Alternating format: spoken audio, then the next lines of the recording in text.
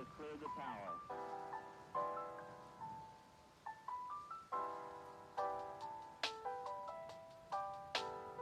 Every core computers now have primary control of critical vehicle functions.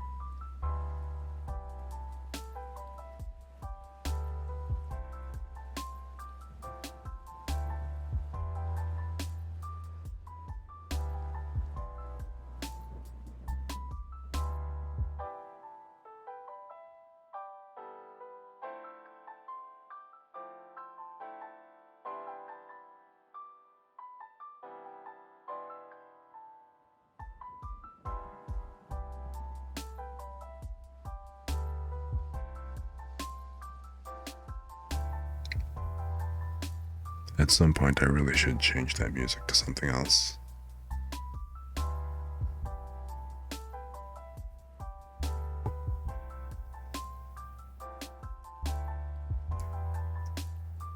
Ideally, if I can make a few of my own tracks, that'd be fantastic.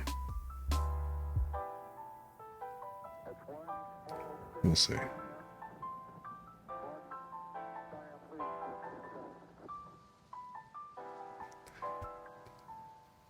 It's just starting to feel a little repetitive, you know?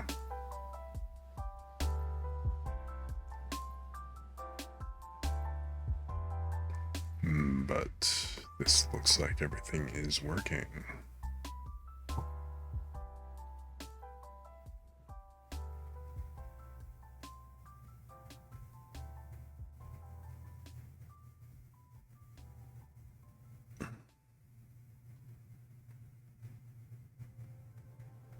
Okay, whoa. Mic is a little sensitive.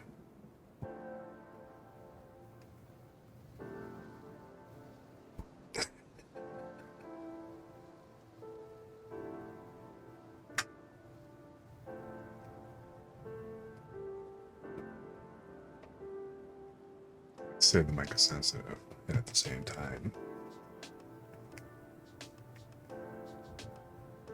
it's also still pretty aggressive as far as the noise cancellation part goes.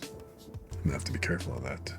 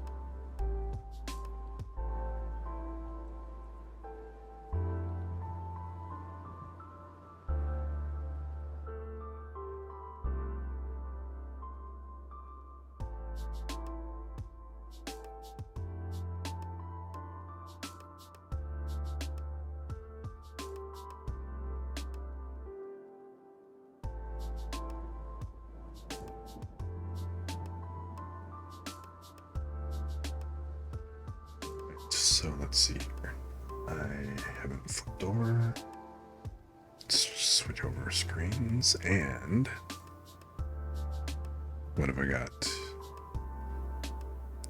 I almost forgot to send this tweet out to mention that yes, I am live.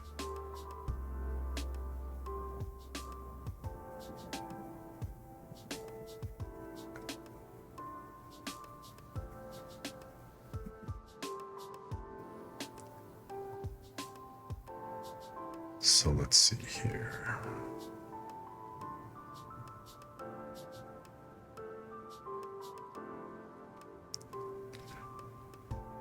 Hello and welcome, anybody else who's come in.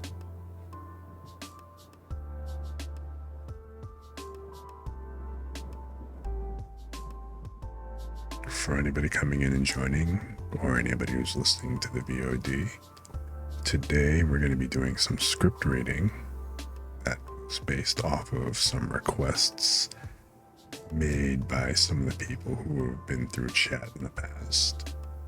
I'll also be doing any requests of anybody who kind of comes in on stream.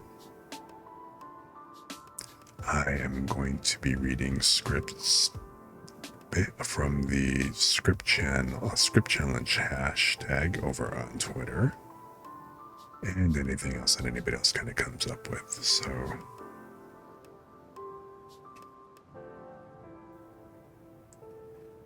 other than that, welcome. Come on into the chill zone up here in the void, and feel free to get comfortable, kick back, have a listen, relax, and just feel free to vibe, to lurk, anything that makes you comfortable.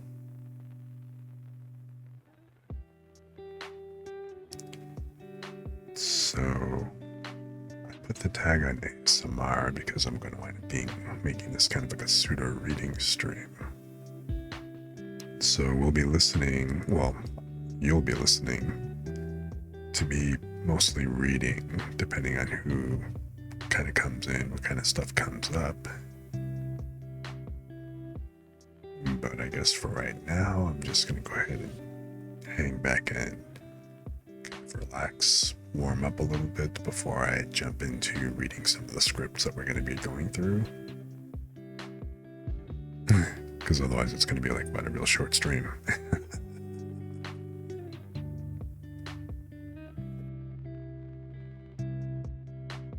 Give me a second while I hydrate.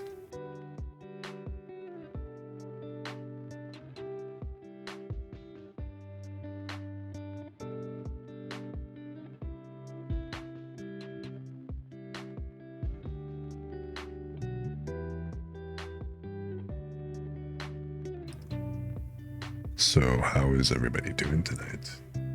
Or today, wherever you are on the planet? I hope that wherever you are, whatever you're doing, that it's been nice and relaxing. Or if it's been a busy, hectic day, I'm glad you could make it over here where you can just kick back and relax.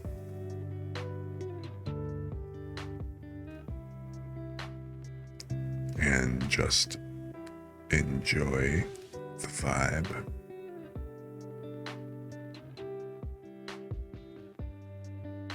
Whatever helps let go of whatever issues you had earlier today. Whatever makes it easiest.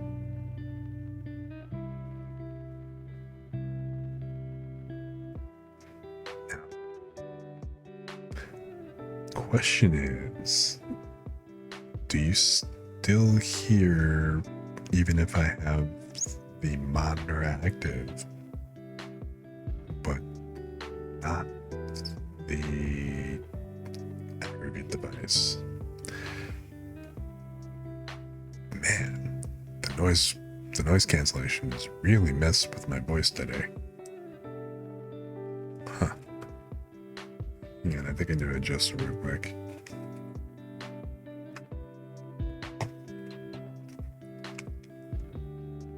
But how does it actually sound? Am I getting an echo? Okay, no, it doesn't sound like there's any echo here, so that's good. But, I wonder what the deal is.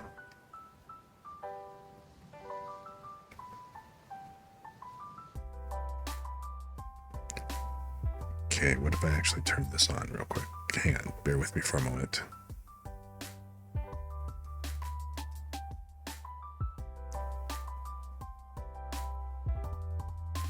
So now if I do this, do I get the echo? Yes, I do.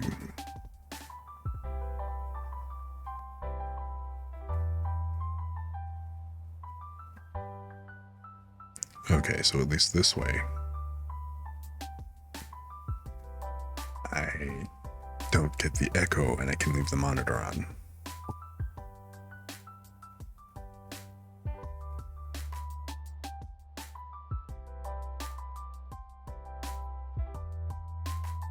Which I think this should be okay as long as I don't have to deal with any kind of desktop window.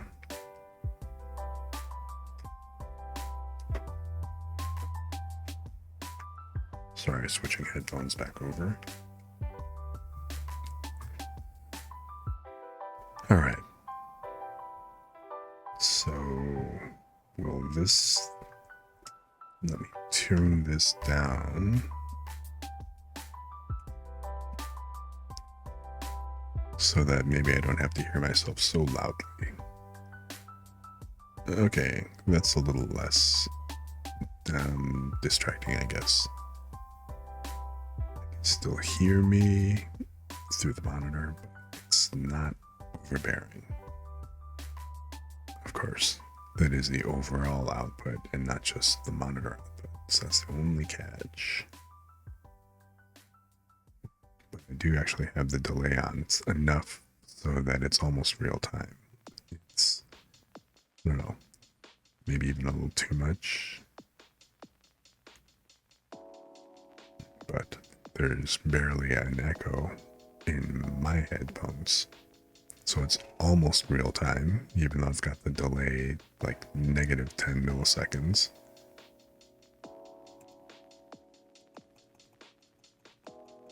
So if this is 0, then, well, it's still pretty close, so that's good.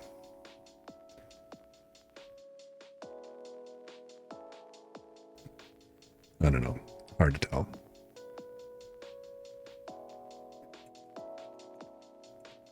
I think I'm going to leave it at about -6 and just kind of roll from there. But still, having the headphones so far down is kind of distracting in and of itself, I guess. Who knows? I'm gonna try rolling with this for right now and see what happens. I am more concerned about the delay. I'm sorry, not the delay, but the noise cancellation. Is this going to be an issue no matter what I do? Or do I have to get really... Okay, even if I get really close. It seems like it's still cutting me off at the low register. So, my voice is categorized as noise, people. Just so you know.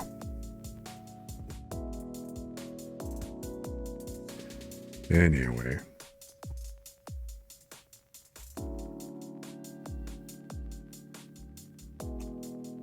So, can I cope with this at this level? Alright, should be alright. I'm just gonna try to get used to listening to myself in my headphones and try to tune me out. Meanwhile, the rest of you can just kick back, listen to everything that's going on, and just chillax. I'm kind of curious. So I'm just gonna spend a little bit of time in the beginning here just doing some quick, simple tests to see, hey, if I can tune the voice, the noise reduction a little bit. So, plus I actually want to try some of these, like...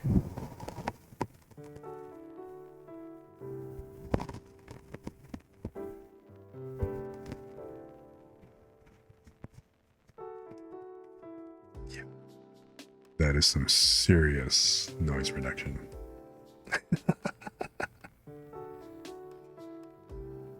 But so what if I end up turning off some of the noise reduction? If I try to reduce that,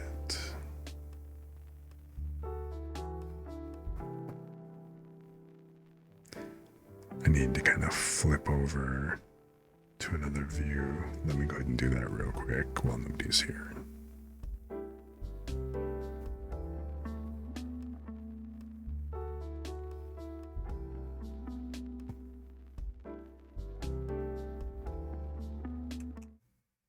Whoops. Wrong window.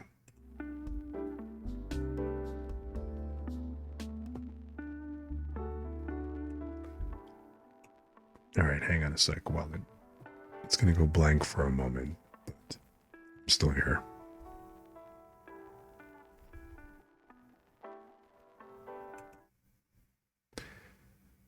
So yeah, there's no music in this view, but you can still hear me.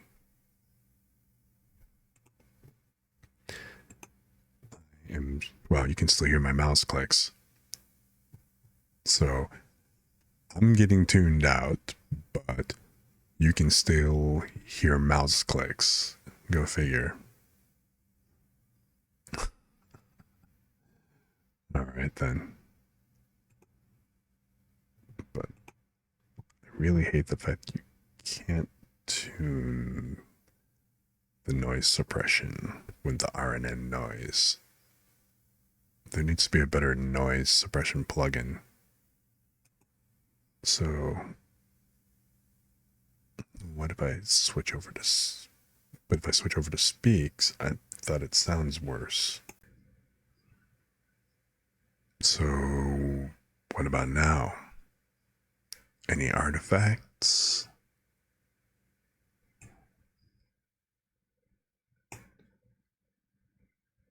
Okay, seems fairly quiet. And it's not cutting me off, so let's just run with this and see how this goes. I guess the big test from yesterday was ada ada ada ada ada ada ada. All right, it's not cutting it off, and I don't hear any major hissing. So let's just roll with this a little bit and see how it goes.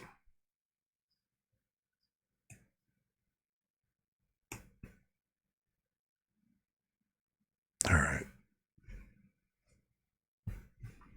But now what I want to check.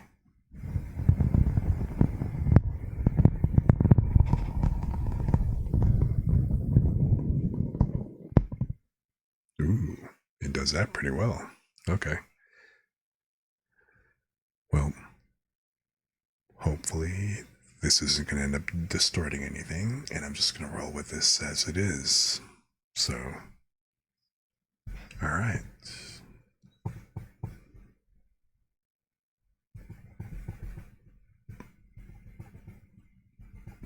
Ooh, it is picking up more vibrations. I gotta be careful about that. But anyway, let's go ahead and go back to the regular view.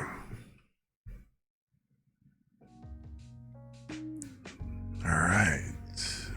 So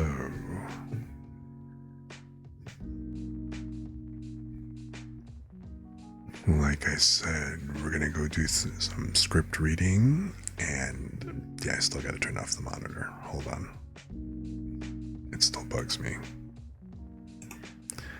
So yeah, we're gonna do some script reading, and then whatever chat wants me to possibly read, I'm going to go ahead and go through that. And we're just going to have a little bit of a time sitting back and just chilling. So if you just want to kick back and lurk or hang out and just put me in the background, whatever works for you, feel free to just come on in and just chill, relax, and unwind. We're just going to sit here and vibe through a bunch of different things. So feel free to come on in and get comfortable. So with that said, let's see here. I'm going to go ahead and take a look at the scripts that we're going to be looking at. So there are 3 scripts I've got. Well, there's actually more than 3. How many have I got here? At the moment, there's like 2, 3, 4, 5, so 6 different scripts that I am going to go through.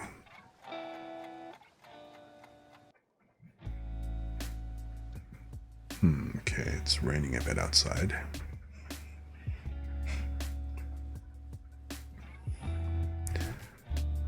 So as long as you can't really pick that up, then that should be cool.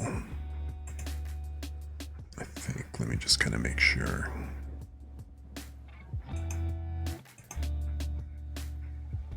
Yeah, quiet enough. You can't really hear it.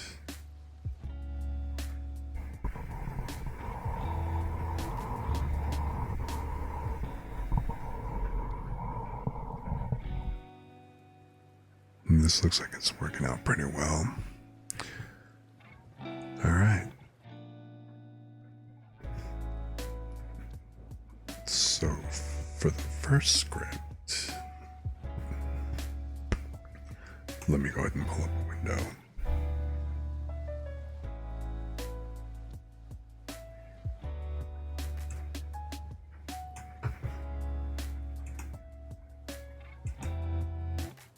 Man, that is so loud. Oops.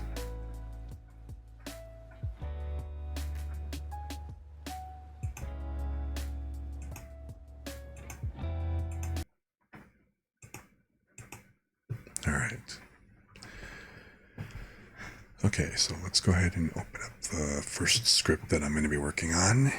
This one is actually by... The first one I'm going to be reading is by Lee Asimov. And let me just go ahead and drop a link over here in chat to this script so that everybody kind of sees what I'm going to be doing.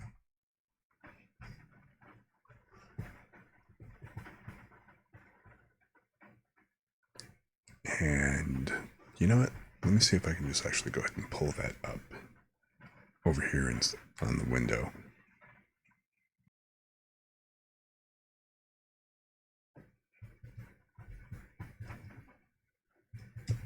Come on, where are you?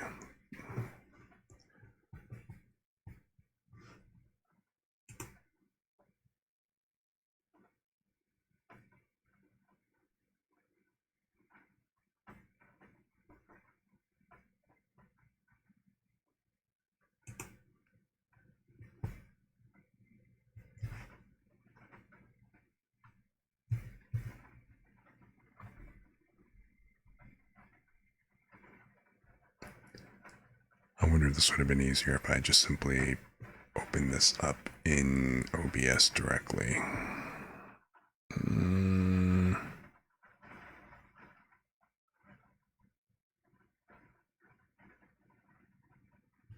All right, let's see.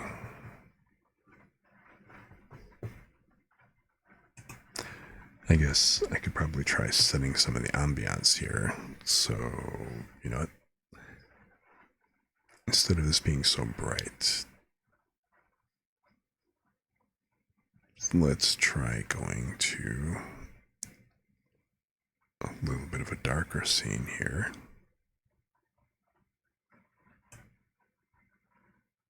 Which now all of a sudden I can't find it. What the hell?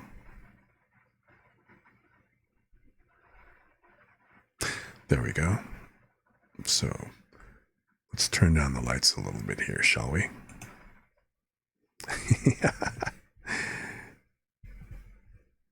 So a little bit darker. I was kind of hoping to dim out my PNG tuber.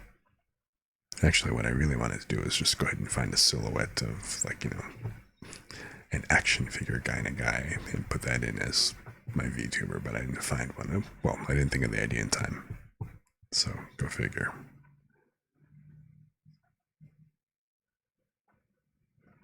So, what I'm going to go ahead and do, let's add a new source here real quick. And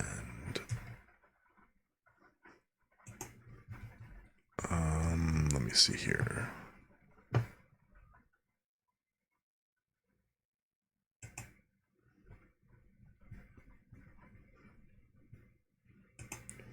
Actually, let me try doing a window capture and see how that works.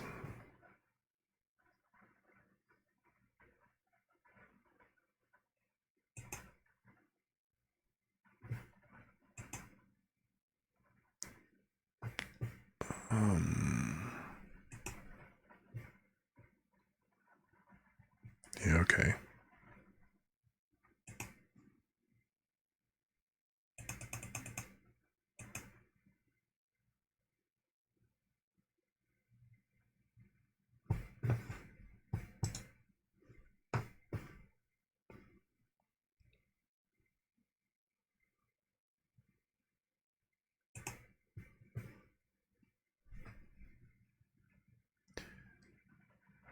So, alrighty then.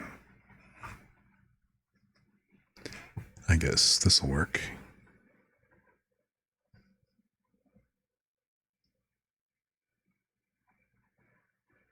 So I've managed to stall for about, what, the first almost half hour of this stream.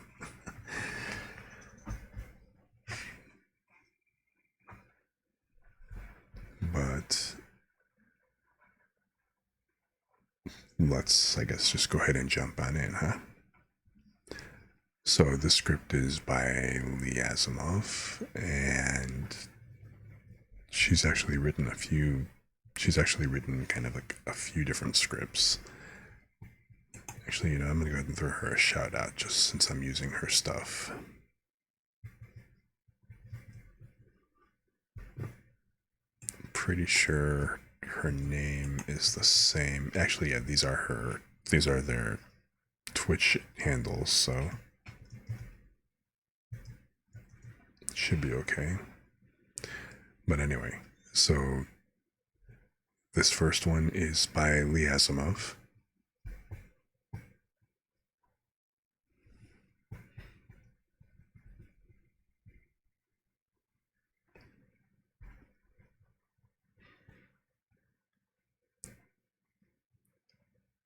And, it only seems right since I'm using her stuff. I'm going to go ahead and throw her a shout out. Okay, so let's see how I do on this live on stream. Okay, let me go ahead and hydrate and give me a second. And then I'm just going to go ahead and jump right into this one.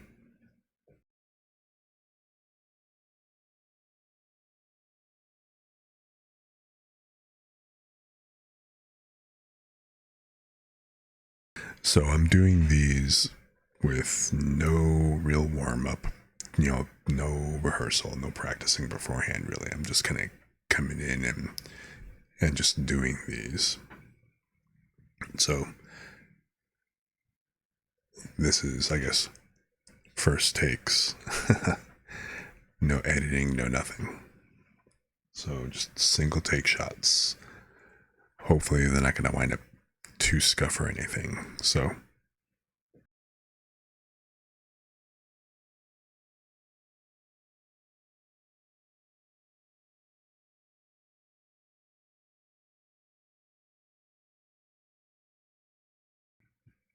in fact, maybe I'll mute the music for a moment while I do these.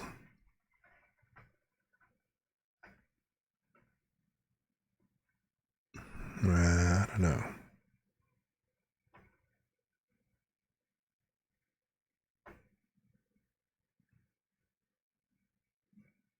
Yeah, you know, let me try one where I mute the music first, and then no, let me do it the other way around. I'm gonna try it with the music, and then I'm gonna go ahead and mute it later. I'm gonna do it without the music. So,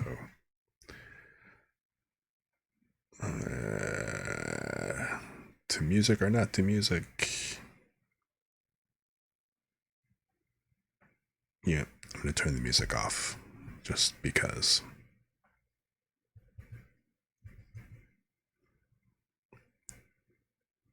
So,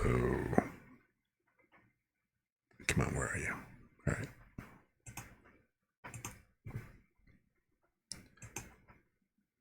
Okay, music paused, and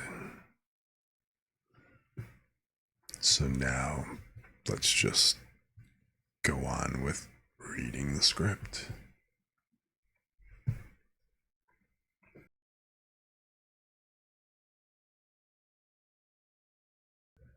So again, point of view is your deadline's coming up and your partner does their best to support you.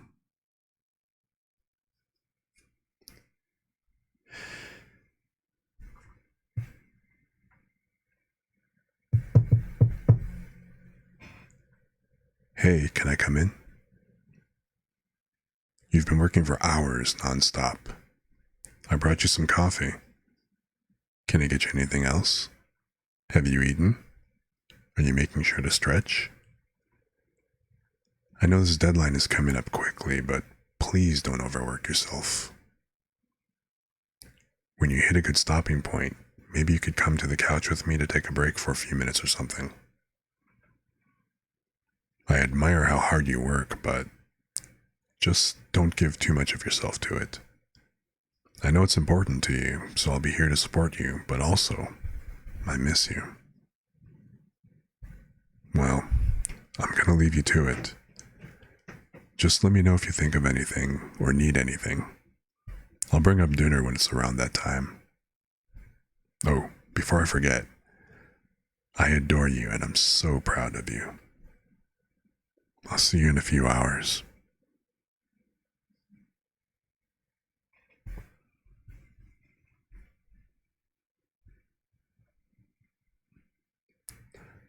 So I have no idea how that sounded. Not until I go back to the VODs, I guess, and have a listen. So that's the only scary thing about me sitting here kind of doing these on stream. There's no second takes. I have no idea. So, alright. So that was the first one. I've actually got a few by Lee that I'm doing.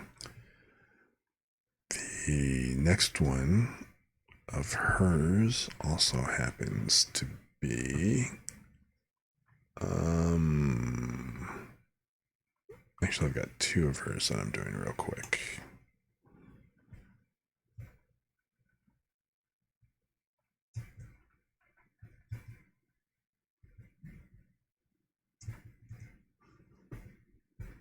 So this next one,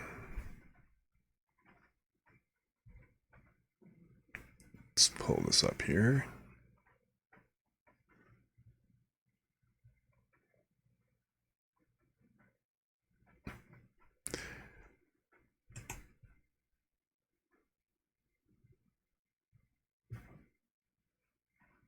And come on.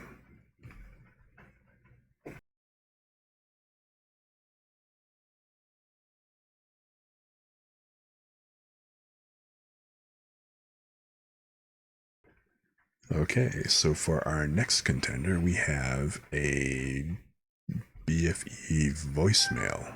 Whoops. I guess I should make sure I mute my phone for this, huh? Or I should say silence it completely. Alright. So this is a BFE voicemail, and this is actually pretty new. She just wrote this So let's see here. It's a voicemail. Sick partner or subject is on a flight. Okay. So here we go with the second one.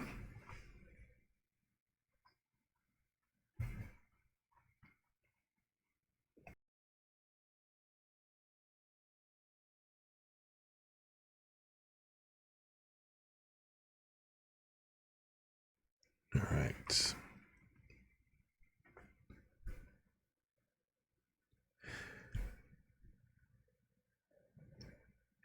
Hey, it's me. I know you're on your flight home right now, and you won't hear this for a few hours, but I can't get you out of my head. I feel like I had the time of my life with you this weekend. It was just so much fun that it feels surreal. Sometimes I worry I've dreamed all of this up, and I guess it would make sense if it really was just a dream. Your charming and confident smile, the way your hands feel in my hands, the way you kissed me in that bar, the feeling of your arms wrapped around my body. I'm so into you, it's wild. I've never felt anything like this before. With you, it just feels so different. I just feel like we mesh so well. Like, we're on the same level, you know? And even if whatever this is between us doesn't work out, you would still mean the world to me. Just being in your life to support you and care for you is enough for me. And I'll always be the one who beat you at skee-ball. Anyway, yeah. Thanks again for the most fun I've had in years. Talk to me as soon as you land, alright? Hey. Thank you for the follow. It's Campo. Awesome. Appreciate the follow.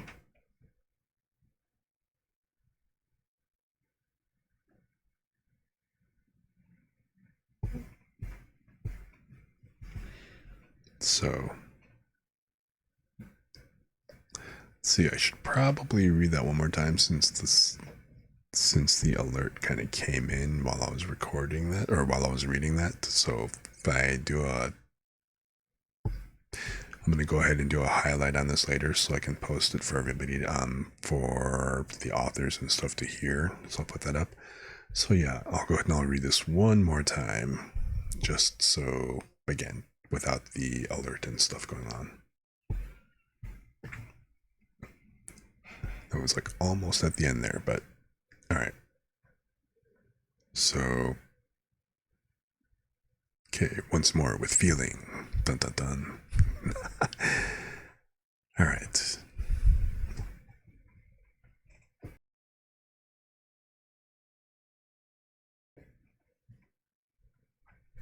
Hey, it's me. I know you're on your flight home right now, and you won't hear this for a few hours, but I can't get you out of my head. I feel like I had the time of my life with you this weekend. It was just so much fun that it feels surreal. Sometimes I worry I've dreamed all this up, and I guess it would make sense if it really was just a dream. Your charming and confident smile, the way your hands feel in my hands, the way you kissed me in that bar, the feeling of your arms wrapped around my body. I'm so into you, it's wild. I've never felt anything like this before. With you, it feels so different. I just feel like we mesh so well. Like, we're on the same level, you know? And even if whatever this is between us doesn't work out, you would still mean the world to me. Just being in your life to support you and care for you is enough for me. And I'll always be the one who beat you at skee-ball. Anyway, yeah. Thanks again for the most fun I've had in years. Talk to me as soon as you land, alright?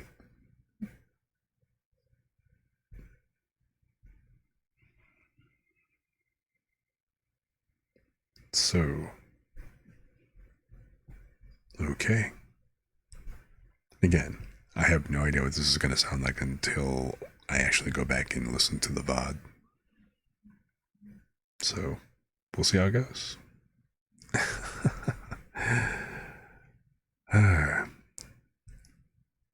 So, if anybody's lurking or anything else, I'm actually doing script reading that was based off of the request from the people in my previous chats and stuff. So, just a little bit of script reading ASMR and any other reading requests that chat decides to throw up or anything. I'm just going to go ahead and do those. So, feel free to kick back, relax, lurk and hang out, or hey, if you have something that you'd want me to read or anything like that, as long as it's not going to get me banned.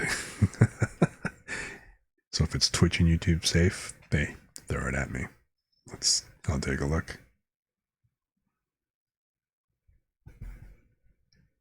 So that was by Lee Asimov. Let's see, the next one that I've got up. Let me go ahead and pull this up here real quick. This is by Atramentum X.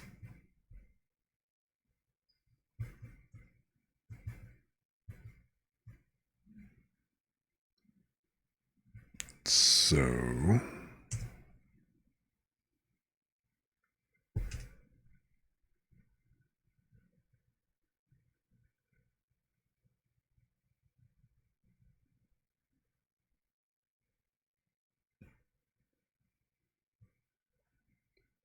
oh my, alright. Let's take a look at this one here.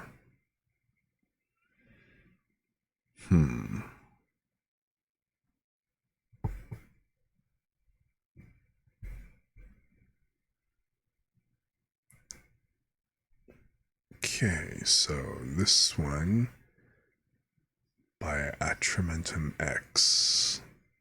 Let me just throw a quick shout out for him. Credit is where credit's due, after all. I have no idea what he's been doing. And I think I've got 2 of his that I'm going to wind up reading right now. So let me just throw a shout out so people see which one I'm working on.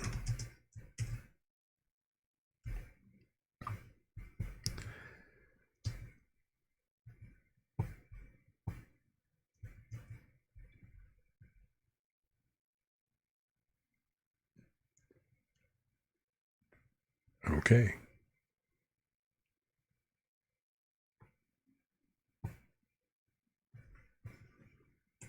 Now, just so you know, I am actually doing this script of his.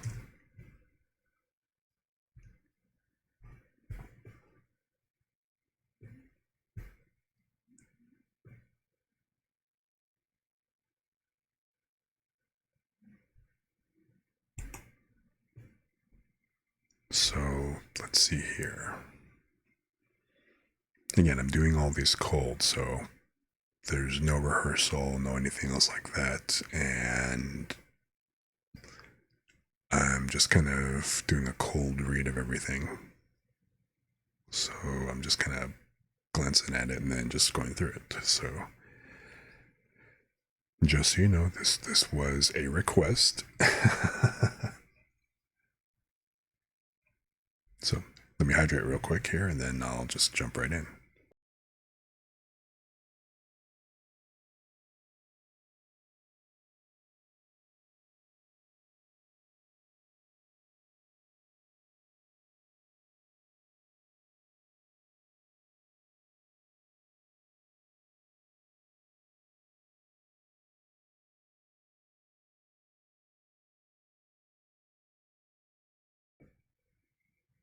All right. So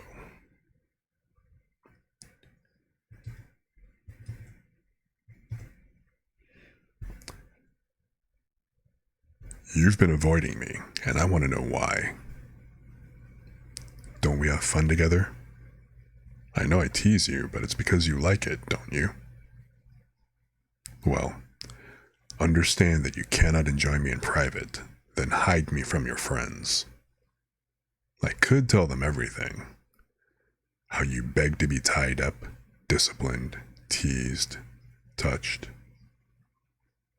But it's not just that, is it? You're insecure about something else. Is it the power I hold over you? How you nervously check your phone, refresh your timeline, waiting to see what I'll message you next? Oh, it's so adorable. You clearly adore me, darling. So, why deny yourself my affection? Perhaps I've been too lenient with my training. You see, my dear, sculpting you into my perfect little plaything, my pet, it takes time, and my time is so precious. That's why this chase annoys me so. Now, get over here. Aw, you absolutely melt when I touch you there. Listen to that cute little moan of yours. This time, though, you'll show me some appreciation. Now look in my eyes and beg.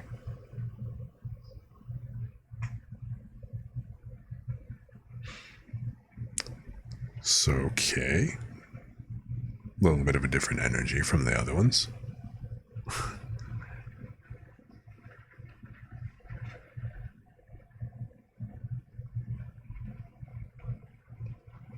So, alrighty.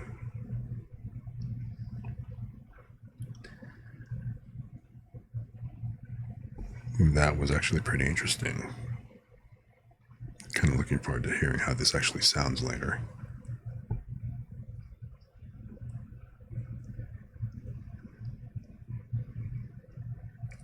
So, alrighty then.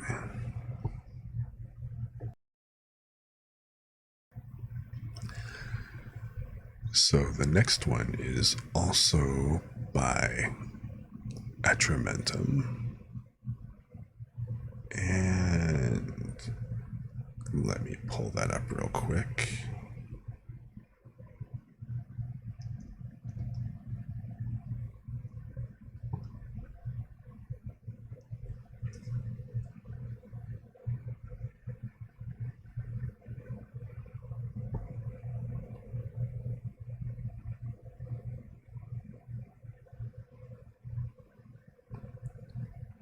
Kind of noticing it's a couple of the, well, so these scripts were mostly on the romantic side. I'm noticing that Atramentum is more into the LewTuber bit, so okay. I guess a little something for everybody, right? So this script here, in case you want to see that one. So alrighty.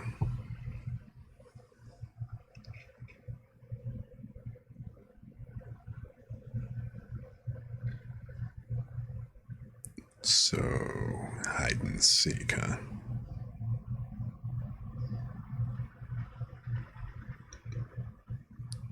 Teasing right up to the edge, but you're both hesitating, so now it's time to make them yours. Alrighty then. Okay. Give me a quick sec here. Let me prep for a moment.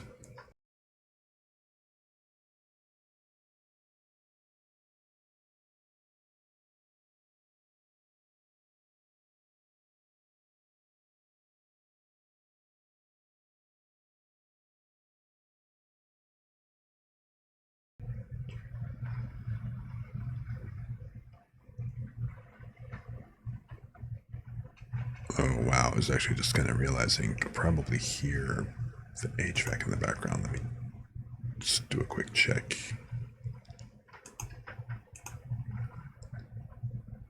So, okay, it doesn't sound that bad.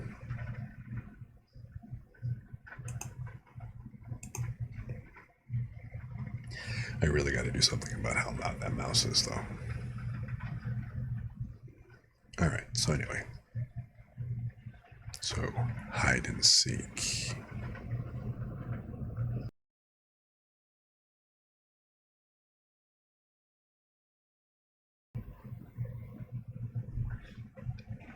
Hey, I need to talk to you. I feel this tension, and I know you do too. We tease each other, leaving some things unsaid. It's fun, isn't it? The flirty little messages, flustering each other, turning each other on. But why are we denying each other what we really want?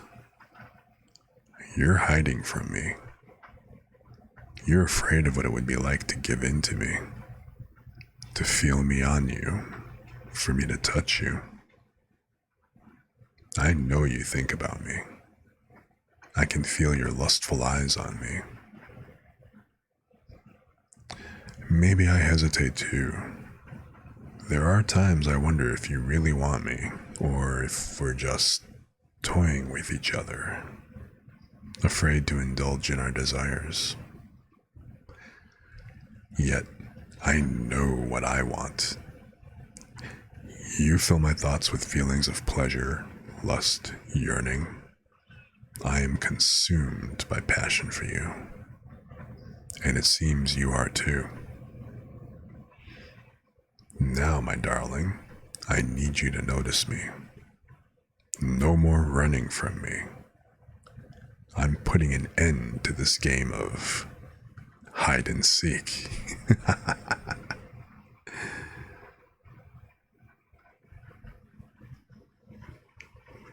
Well,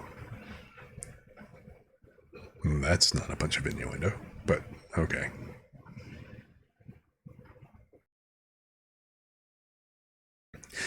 Anyway, so moving right along.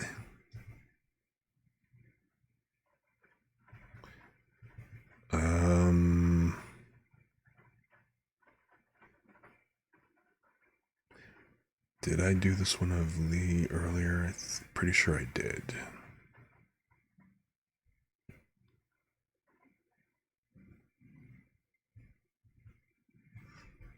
Alright, I did 2 by Lee, if I'm pretty sure. Let me see here. Yeah. I've already done this one by Lee, so these next 2 are by Abazeb. They are a little different.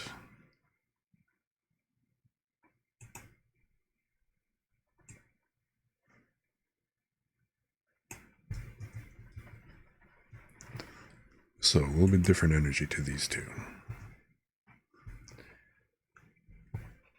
So the ones by Lee were, or Leah, I'm not sure which. So those were kind of on the romantic side, kind of the sweet romance. These last two by Atramentum, those were definitely on the innuendo tension kind of side of things. So these ones by Zeb, these are right up in the category of, but now for something completely different. So let me actually go ahead and let me put the link first of all to this script that I'm actually reading off. And I'm going to go ahead and throw him a quick shout out.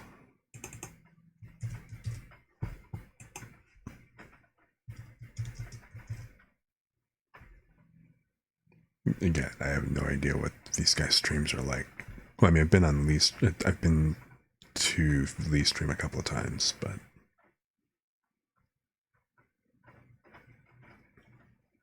I don't really know what they stream otherwise beyond like reading scripts. So it's interesting to kind of check out.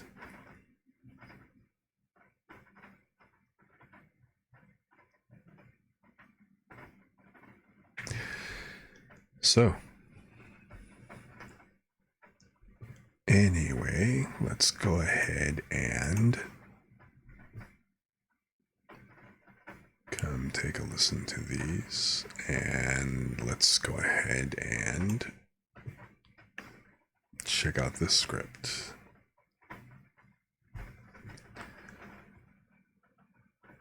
So this is a criminal-based script. This is pretty wild.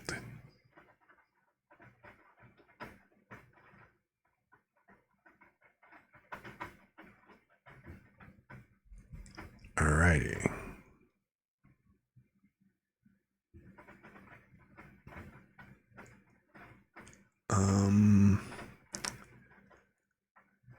Okay. So let's just go ahead and do this one real quick.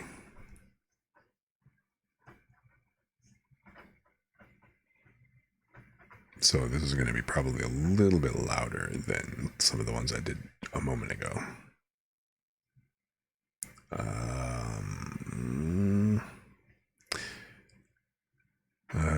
Okay. Just give me a quick moment here. Let me hydrate real quick.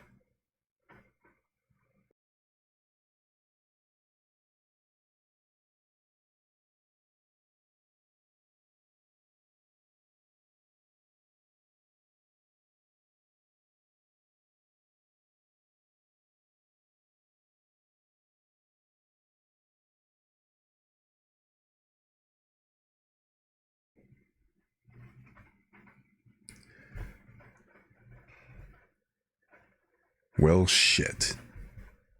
To think that it's really come to this. What even happened? We used to be great together. We ran this town and everyone in it. Everyone feared us, loved us, wanted to be us. And you threw it all away. Why? For some cushy life with no excitement or meaning? For not even half the money? And worse, now you're working with them? Why? Why even come back here if you're just going to spit in the face of everything we worked to achieve? Because you can't bring this down, you know. It's too big. We made an empire, you and I. Our roots ran deep, and they reached far. And since you left, since you abandoned me, I made sure they pushed even deeper, reached even further. You know, everyone always joked that you were the brains and I was the brawn. No one fucking respected me once you left. Everyone came for my neck, my fucking jugular. You left me out here flapping in the breeze. So I had to get stronger. I had to get smarter. And I did. I showed them all that I could do just fucking fine without you. Because I didn't have a choice. But I guess they were all right in the end, huh? Because the second you walk back into my life, you win. You always win. We're just on different sides this time. But I'm not going down easy. No, I fucking refuse. Once upon a time, maybe I might have gone easy on you. Once upon a time, when I meant something to you. But clearly I don't mean shit to you anymore. So now, your words don't mean shit to me. I didn't want to start this. But now that you're here, I'll have to end it.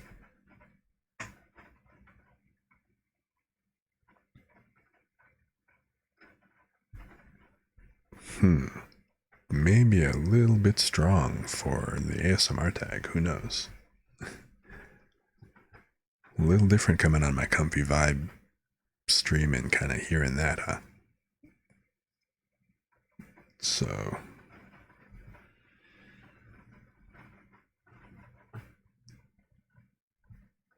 but I appreciate that it was a little bit different from the stuff that I did earlier. Again, I guess I'll find out on the VOD how that ultimately sounds. That should be different, if nothing else.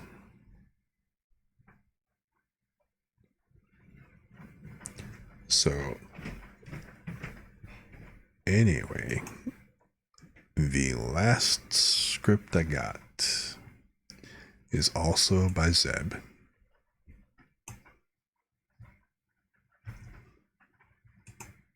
And it is this one that I'm going to go ahead and do.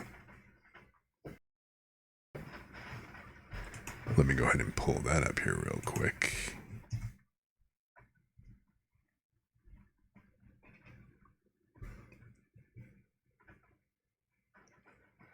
Yeah, a bit different. So again, this is a little counter to the comfy vibe that I got. Not as strong as the last one, so anybody who was a little bit jarred out of their vibe from that last bit, I apologize. I guess we'll just kind of see how this one looks.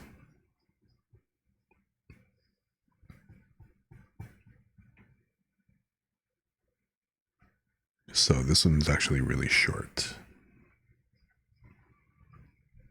And it's all about the point of view of somebody who wandered off a little too deep into the woods and ran into somebody they shouldn't have. So, a little on the creepy side. Alright, well. Okay, let's just go ahead and give this one a go.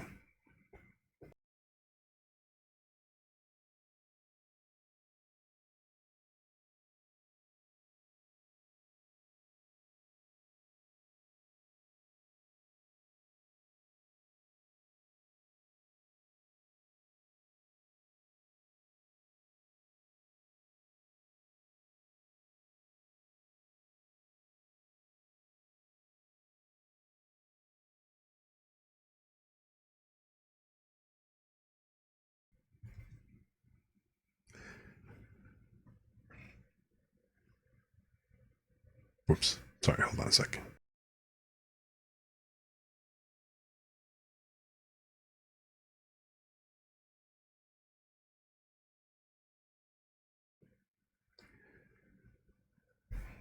Well, what do we have here?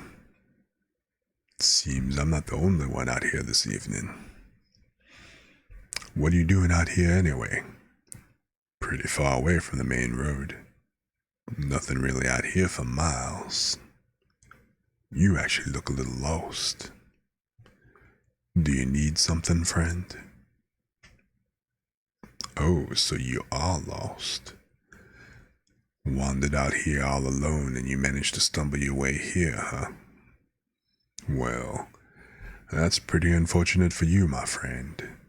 You see, you might be out here by accident, but I'm out here for a purpose. A very specific, very important, very private purpose. You understand, don't you, friend? However, you've caught me in a very festive mood, so I'll do you a favor. I'm gonna let you start running.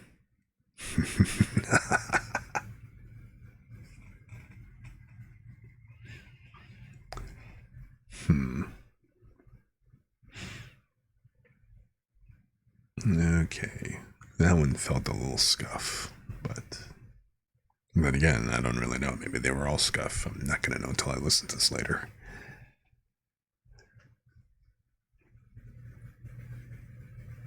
So, anywho,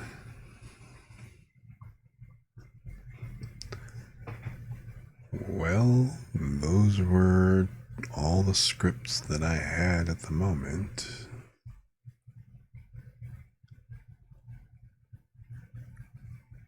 So I guess I am just going to go ahead and kick back over. So it was actually pretty interesting and kind of as I expected, pretty darn quick.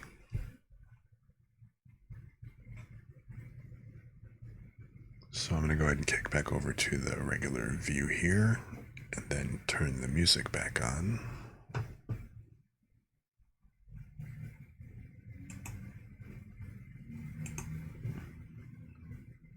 Felt kind of weird for all the silence and stuff. So we now return you to our regular comfy cozy stream.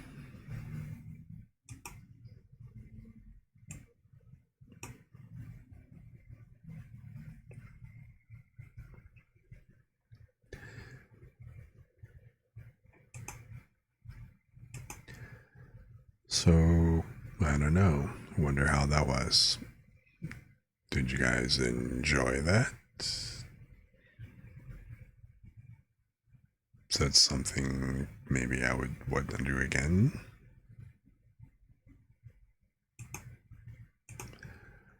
Or is it something that I should just go ahead and shelve and leave for, maybe offline and do recordings of instead? Who knows? I guess I'll find out when I get feedback from people who end up listening to this later. Who knows? I will go ahead and cut those out and put those up as separate individual recordings later on. And I don't know, I guess I'll just kind of see how that goes later.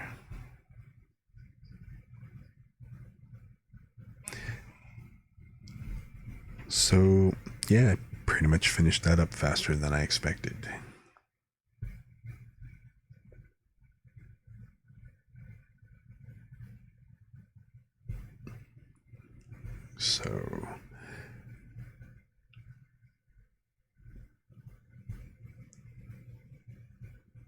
So the real question is, what should I go ahead and do now?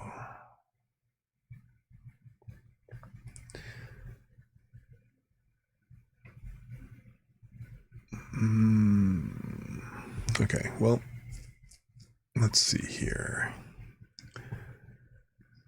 Since this is all about a reading day, technically tomorrow I'm doing story time. So I'm going to actually be reading different passages and stuff, but I guess there's no reason why I couldn't do part of that today as well. If there's nobody around and nothing else kind of going on.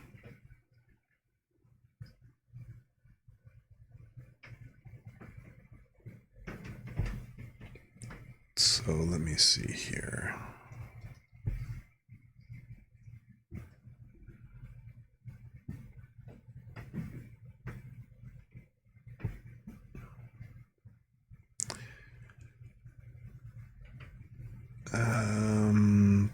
So I guess the question is, I could go ahead and read stuff, but what should I go ahead and read?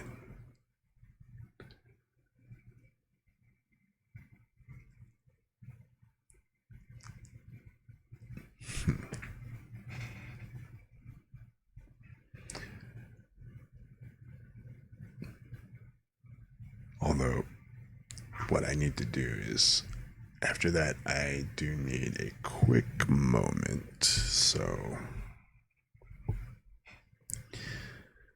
I need to go ahead and take a short breather, refill my water,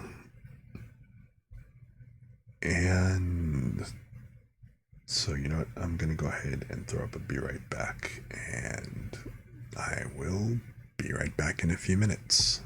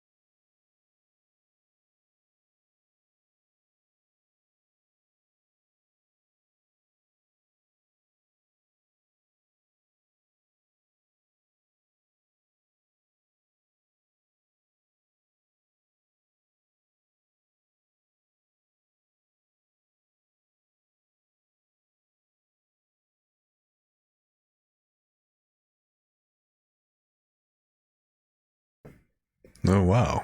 Hey, thank you for the follow, Ebazeb. Hope I'm pronouncing that right. Ebazeb. So, mind if I just call you Zeb for short? But, yeah. You know, if you happen to just kind of come on lurking just now, you missed me probably flubbing a couple of your scripts. What, Ebazev? Jeez. Ebazeb? God. That was a complete fish called Wanda moment. But, so, hey, cool. Welcome. And you just, I don't know if you heard me earlier, but I just scuffed a couple of your scripts. Oh yeah, no big, no big. I wasn't really expecting anybody to kind of see. I wasn't really expecting any of the guys who wrote any of the stuff that I was on to actually pop on. But I'll wind up doing highlights of it and posting it on Twitter later and stuff too. So I'll wind up tagging you, and I'll try to isolate them out so that you can kind of hear them. But yeah, I was just kind of going through and thought I'd put that up. So hey. But thank you for, for going through the trouble of writing stuff. It was your stuff was actually, it was a pretty interesting switch from the other two that I did. Like, so the first one by Liazimov, I mean, they were all romantic and stuff, which, okay, I did a couple of those. A couple of the next couple that I did were a little bit more on the looter side and stuff with a bunch of innuendo and everything, and yours were completely different. So, you know, I actually kind of I enjoyed the ones that of yours that I did. They were pretty fun. And so I hope that I didn't scuff them too badly.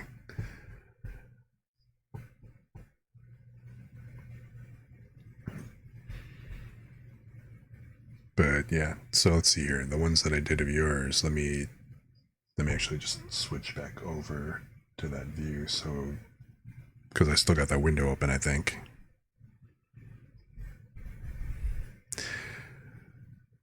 So yeah,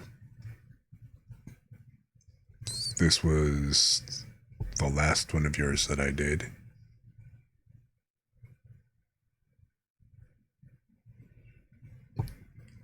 The Wandering in the Woods, which I thought this one was actually kind of, it was short, but it was like, aha, you don't know what you ran into.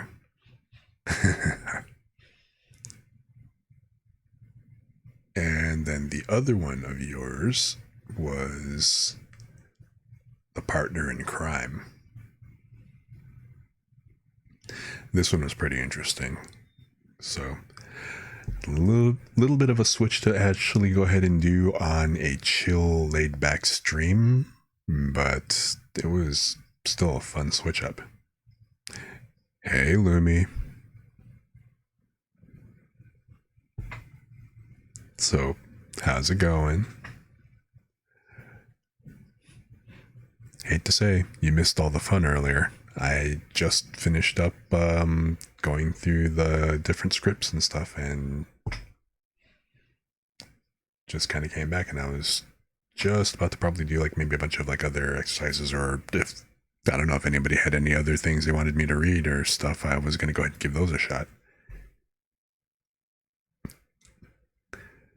Okay, now see, the thing is, if you're going to go ahead and do stuff for Valentine's Day, I mean, given the other stuff of yours that I've seen, it just seems more like Chicago style Valentine's Day massacre ish, which, or that kind of a twist on it. Or are they actually just going to be kind of like, straight up lovey dovey type scripts?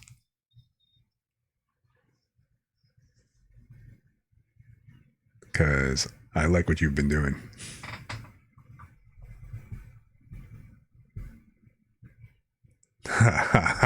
Okay. Right. Valentine's Day. Uh-huh. I can see this now. Like, come here, sweetie. I know you're not holding out on me, right? You know I'm never going to let you go. You belong to me. Yeah. Right. Yandere. See exactly. That's exactly what I was expecting. I'm actually looking forward to seeing these now, because that should be really kind of fun. So yeah, Lumi. I mean, the two that I did from Lee were all romantic, kind of feel goods and stuff. Then the other ones that I did from I did a couple from Atramentum, which were more on the lewd side, the innuendo stuff. But yeah, the stuff from Ebeza was completely different from the other two, which I thought was great.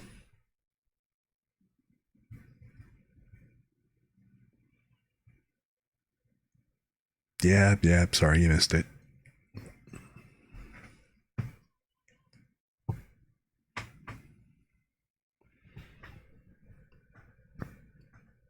So this one in particular I thought was actually kind of fun.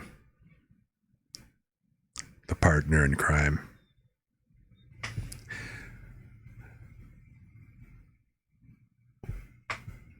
Well, let's see. I thought I'd kind of bring it back to the chill vibe and stuff, but since nobody else was around and listening and everything. Yeah. Oh wow, this is hilarious. So now you guys show up right after I go through all the pain and suffering of doing all those scripts cold by myself.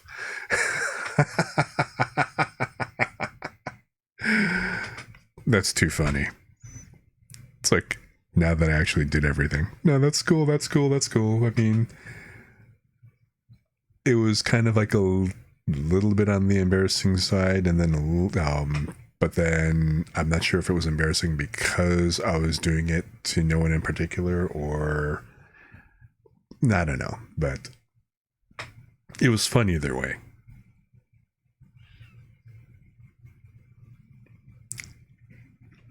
Oh, I mean, hey, yeah. The next time I do script reading, I'll definitely make sure I tag you again whenever I'm doing any time I'm reading stuff from the script challenges.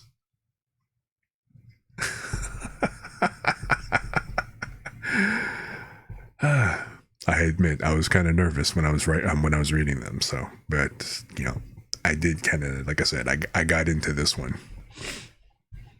So I'll try making it a highlight clip and see if I can do it that way. And then, like I said, when I post it up to my YouTube channel, then I'll try cutting them out and making them their own cuts and see how that works. So, but yeah, I mean, if you guys have anything else you actually want me to go ahead and read or look at right now, since you're here and stuff.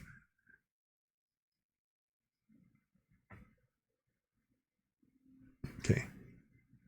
I mean, the only thing is, like, yeah, obviously right now they have to be like YouTube and Twitch friendly. So, not going too crazy on the lewd side, but yeah, I mean, I'll still read a few more because otherwise I was just kind of going to do like maybe a couple of relaxation exercises, going back to like the low key ASMR, because this was a little on the probably abrupt side, or maybe a little bit too much for, I guess, an ASMR stream.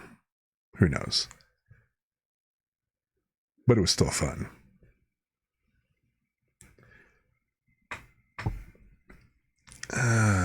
You know what? Hey, since I'm looking at Zeb's page here, and his stuff was fun to watch and fun to read.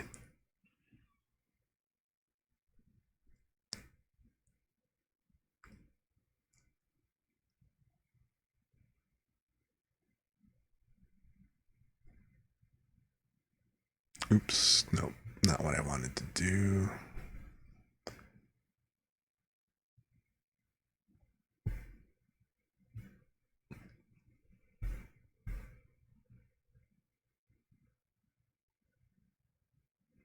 Oh well,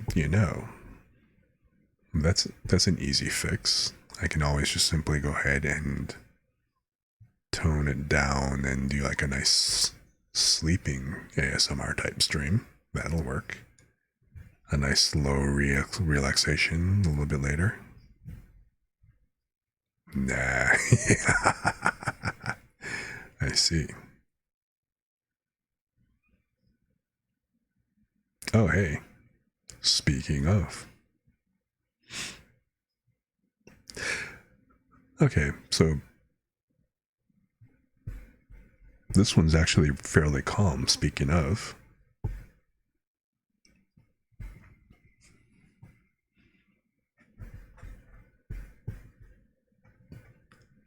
So let's see here. So I don't know, should I leave the music on this time? I actually turned the music off when I did the readings earlier, just so they were easier to work with. More calm scripts, and then you get ideas for yandere scripts, but that's okay.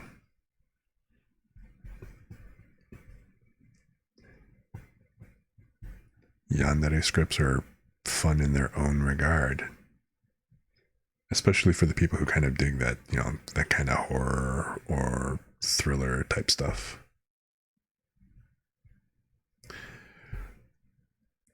No.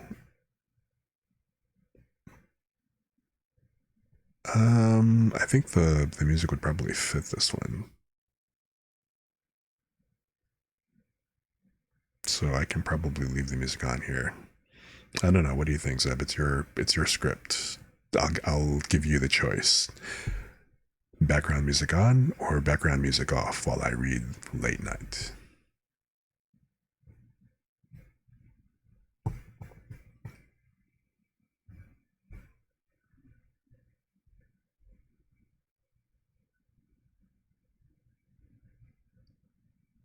Okay. So, I mean, you can tell this obviously wouldn't have fit the other two that I read of yours, so that's why I turned it off. But I think it would work for this one. Can you imagine the villain arc with the nice chill lo-fi going on in the background?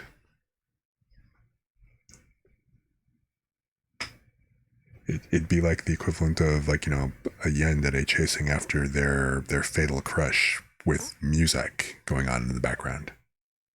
But so yeah, let me go ahead and scroll down to the text version of this. Oh, this one's pretty new, a day ago, huh?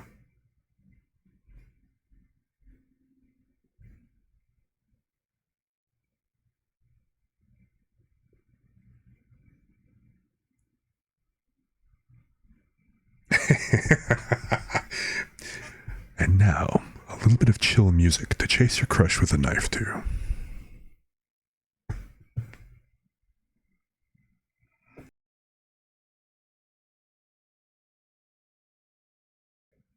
Okay, so give me one quick second, then I'll just go ahead and jump right into these. Sound good?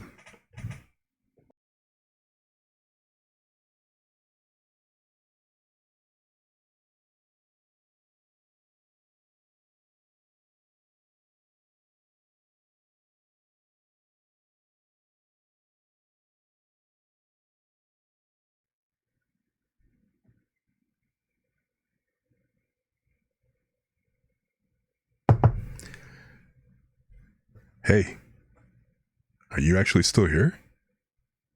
Don't tell me they got you working overtime again. Seriously? Man, that sucks. What do they even have you working on anyway? They made you take over that project? No way. Isn't that project weeks behind? And they're just handing it over to you like last minute? That just isn't fair. Hey, give some of those papers over here. Hmm? What do you mean, what do I mean? I'm gonna help you, obviously. Of course I'm serious. It's not right that they just shove this amount of paperwork onto you like this and expect you to just get it done without help. So I'm going to help you. Besides, if there's two of us here, we can at least take turns getting break room coffee. So pass me one of those. We can get this done much faster if we work on this together. I won't tell anyone if you won't.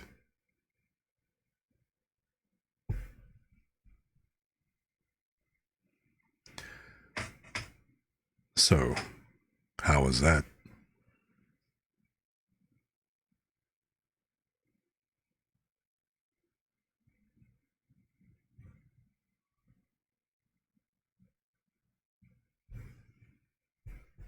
Oh, cool. Cool, glad you like. Especially as the person who actually wrote this, you know? Definitely glad that lived up to some kind of expectation or something, maybe?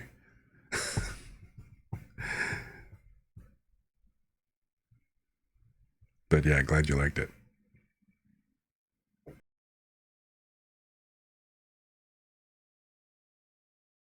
I should probably throw a disclaimer out there. I am not a voice actor or anything by any kind of stretch. I just thought it'd be fun to kind of read these out.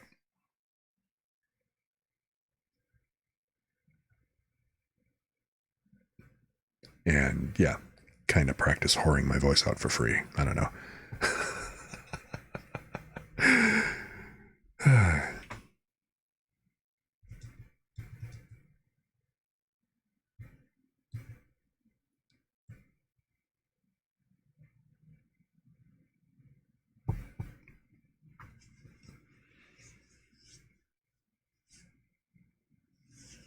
Well, thanks. I appreciate that you enjoyed it.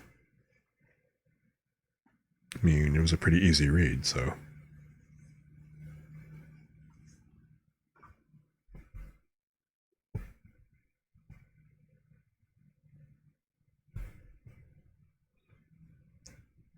Well, when you do get them set up, resist. Resist for now. Resist the temptation. Hold off. Your patience will be rewarded. As Alton Brown loves to say.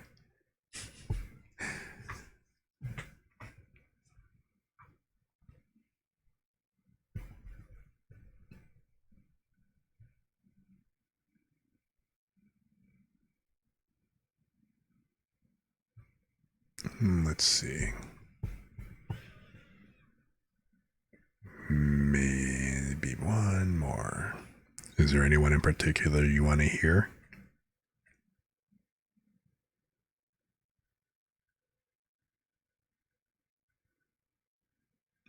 I mean, since you took the time to actually come over and visit and stuff. It's like, if you got a request, hey.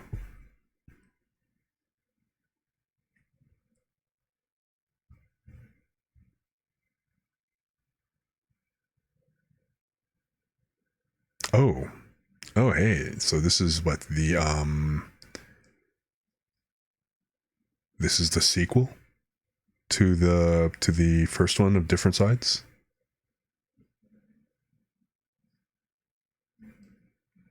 Interesting.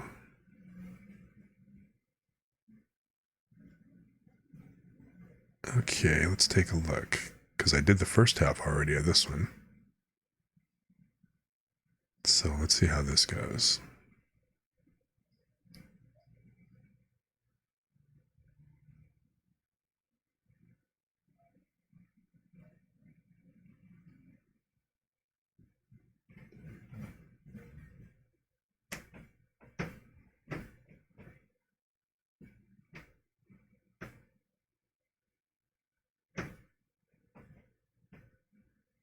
Oh, so is this the...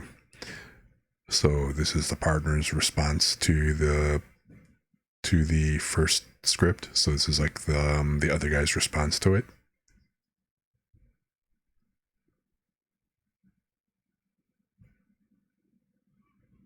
Hmm.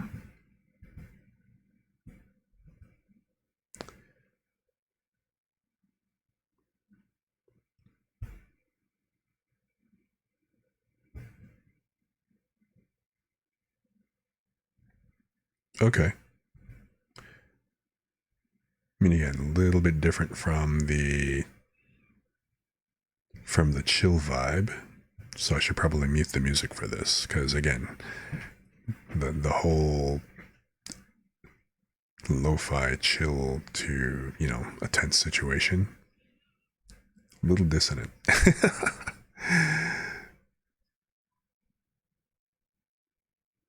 So let's see here.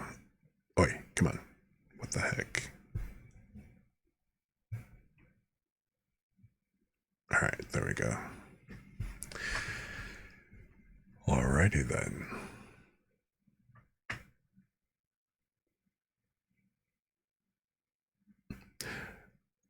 To be honest, I wasn't expecting any of the authors to come on, so I tagged them when I did the going live, just again, credit where credit's due and all that. So, I really appreciate you kind of coming on and, and hanging out, Zeb.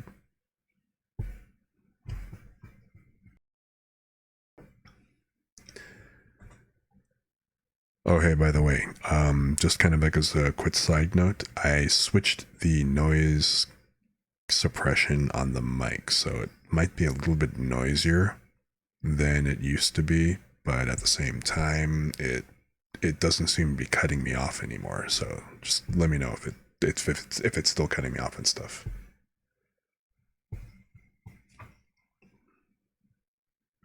All right, so let me see here. Okay. Oh wait, let me stop the music for this.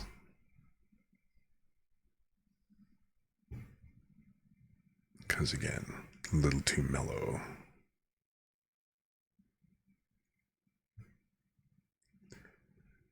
This almost kind of feels like it should have more of a, like an Anakin and Obi-Wan vibe to it.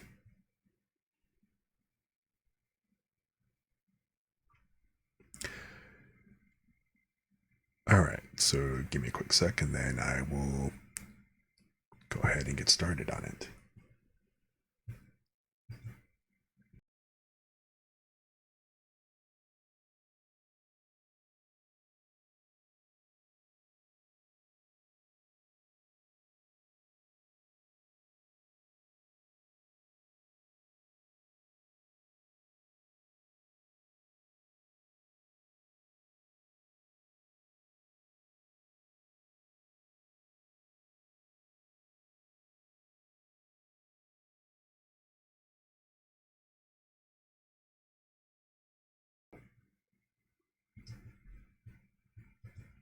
Okay.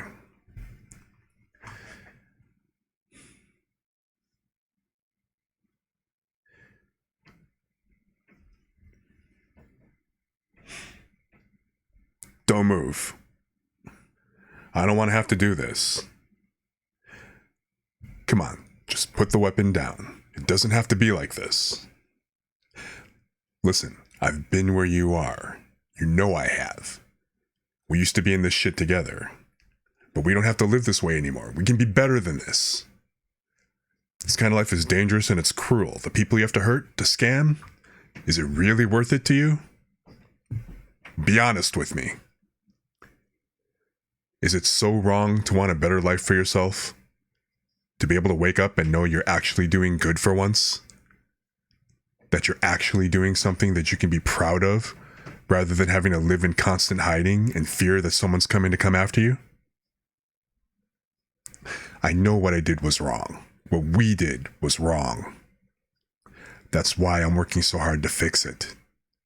It's never going to bring back all the people we hurt. It's never going to cure all the pain we caused. But damn it, at least I'm actually trying. Listen, we don't have to do this. We don't have to fight like this. I got out of this life, but we're still friends. I'm still here for you. None of that was a lie. I can help you get out of this. I can help you start making things right. You don't have to fight anymore. You don't have to hide. You can do better. You can be better. Come on, please. I don't want to have to do this. I don't want to have to lose my best friend.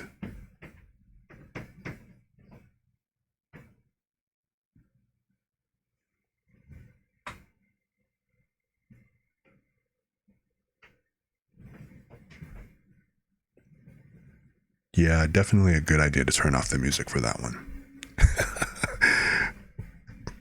Meanwhile, I'm probably freaking out my neighbors upstairs and stuff. But, you know, hey, my neighbors downstairs yell a lot. So this, by comparison, cakewalk.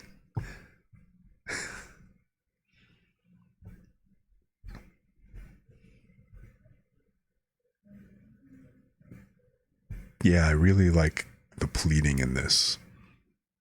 Now, he's basically begging to not have his friend make him have to go ahead and end this badly.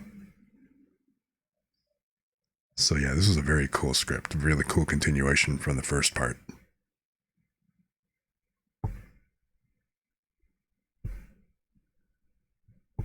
But yeah, you're gonna have to hear the either when I do the highlight or check out the VOD and stuff to catch the first part of this. But I'm definitely gonna go ahead and put those two together. Because yeah, really good.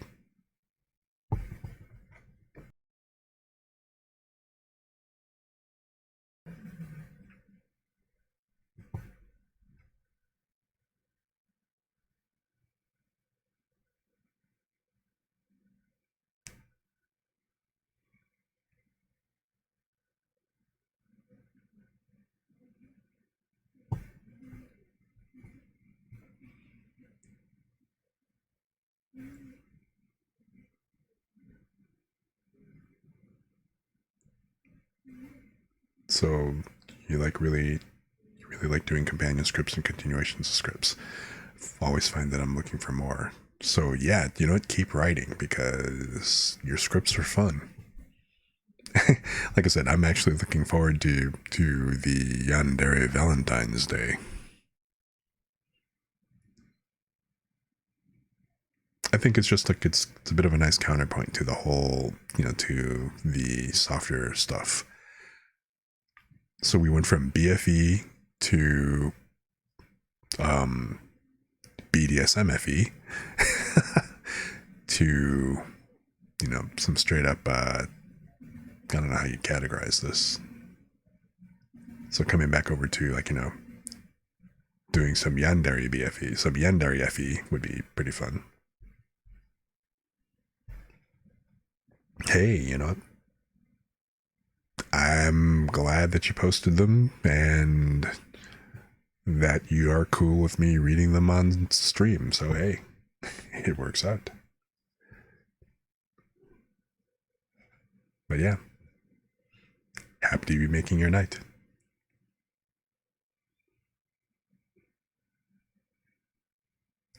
Physically incapable of stopping. See, yeah, that's why you have to write Yandere stuff, because that's some I can't stop doing this.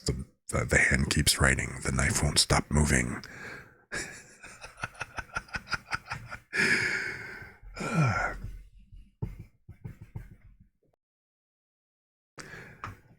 Welcome to the chill zone. Please put down the knife and enjoy your stay. Wait, what's that? You refuse? Don't come any closer. No, what are you doing? Wait. I said this is chill. Stop.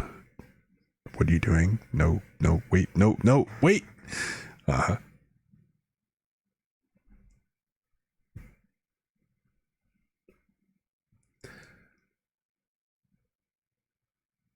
See, I think it's actually kind of cool, though.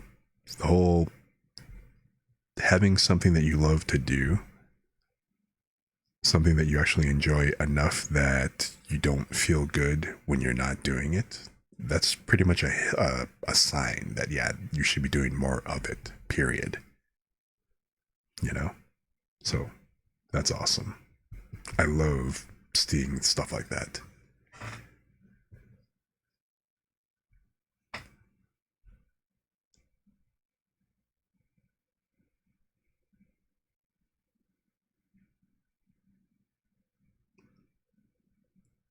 Yeah, this was actually the first part of that one. So it was pretty cool.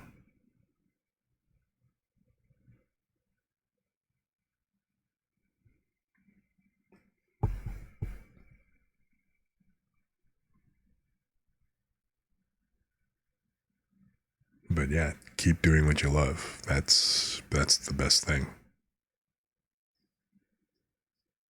No matter what it is, don't stop doing what you love.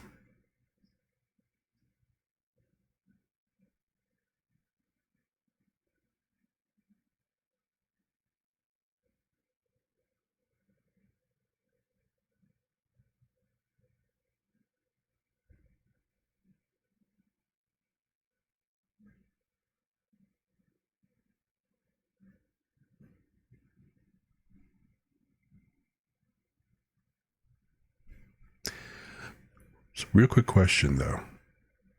Okay, I mean, okay, I get the whole AI thing, but what do you mean by AU script? What's AU mean? Because I noticed you put that also on, I think, the criminal thing too. Oh, alternate universe. Gotcha.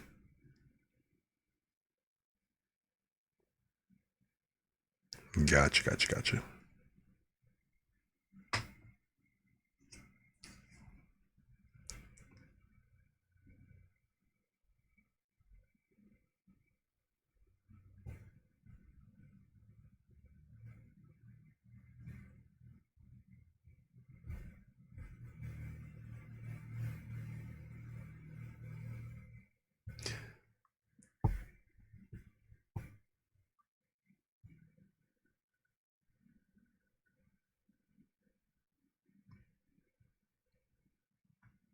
So let's see here.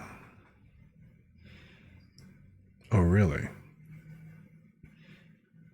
You had one person tell you that they didn't know if they could read one of your Halloween scripts because they weren't a monster VTuber? Oh, that's okay. I mean, I'm not going to say because whatever makes somebody uncomfortable is going to make them uncomfortable or unsure and stuff, but huh. I mean, if it helps them detach enough to be able to go ahead and read it, then I guess, okay, if that works, then cool.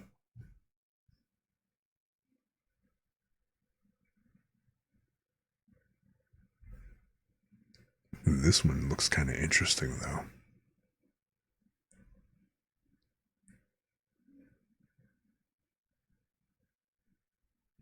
I might do, let me see this one real quick.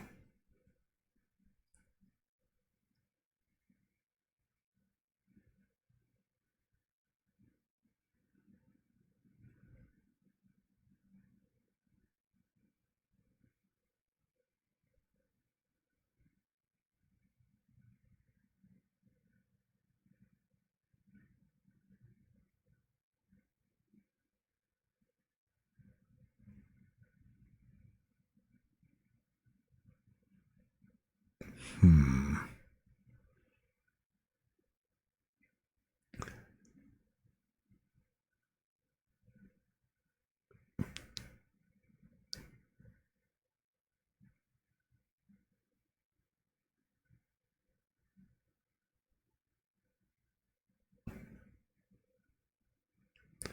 This almost kind of looks like a I'm like lyrics. You know what I mean? And a very creepy one. I don't know if I can do this. I don't know. I kind of picture this in a very particular kind of voice. It's a little hard. Um,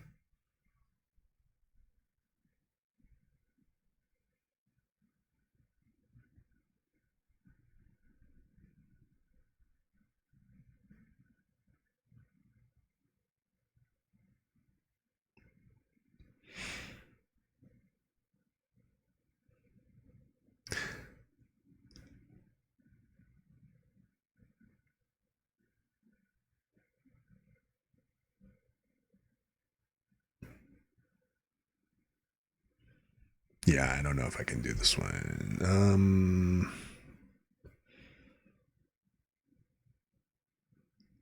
think it'd be pretty interesting.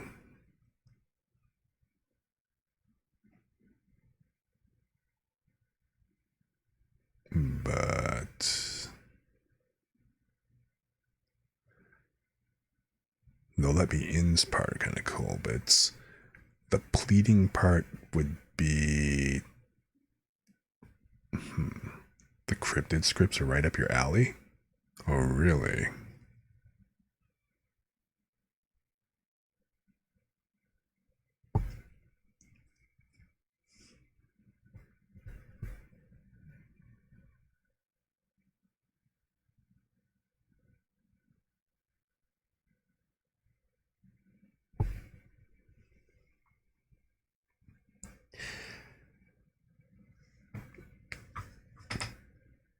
Yeah, see, this one would be a little on the interesting side, so I wonder how this might sound.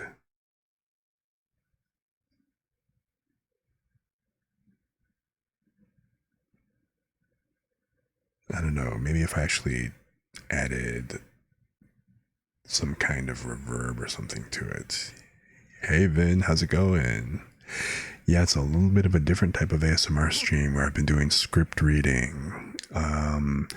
Some of it has been a little bit on the more intense side for probably like a typical ASMR, but a lot of it's been kind of relaxing, a little bit of, touch of etchy, a little touch of romance. So earlier I had done a couple of BFE type scripts, so a little romantic, kind of like the whole lovey-dovey bit. I did a couple of a little more, a bit more lewd with a bit of innuendo type scripts, and then I was here reading some of Ebazeb scripts where the vibe is just a little bit different, a little bit more on the yandere, a little bit more of the dangerous side.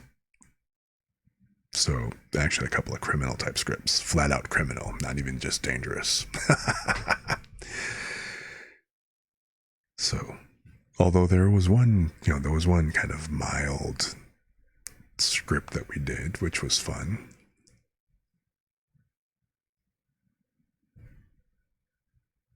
Oh no, not at all.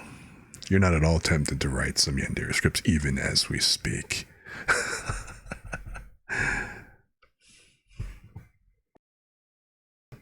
So, but I mean, other than that, I'm still doing any of the pseudo redeems. So if you guys have anything that you want me to read out, or if you got a script or a passage or anything, I will go ahead and read those on. So kind of practicing and preparing myself for the future redeems that we talked about yesterday.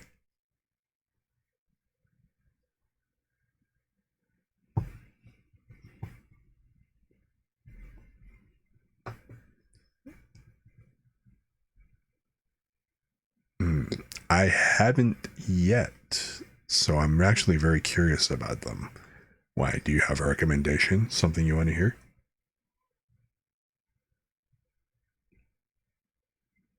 Unless you meant that for Zeb, so.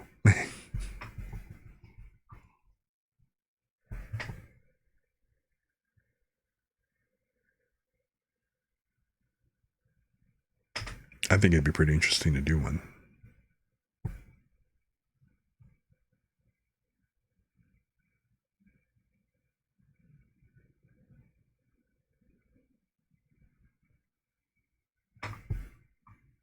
So let's see here.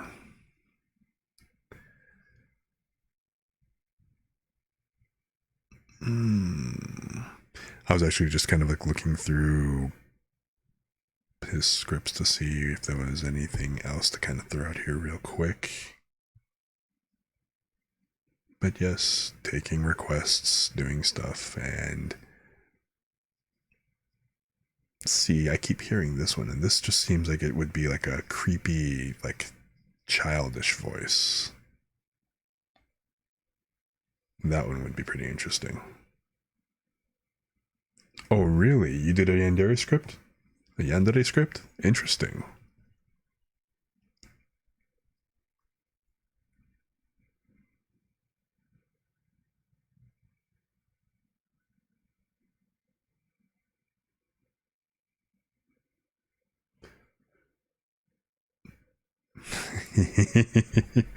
Oh, now this looks interesting.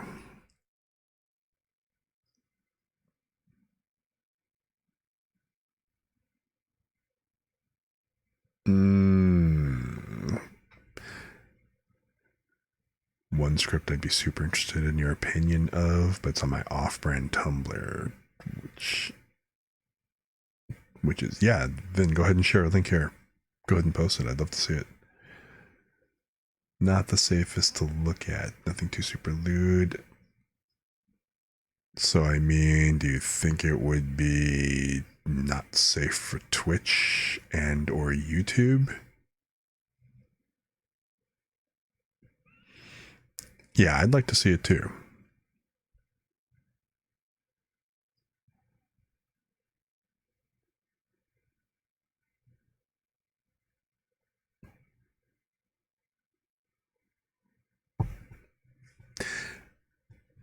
Yeah, hey, you know what?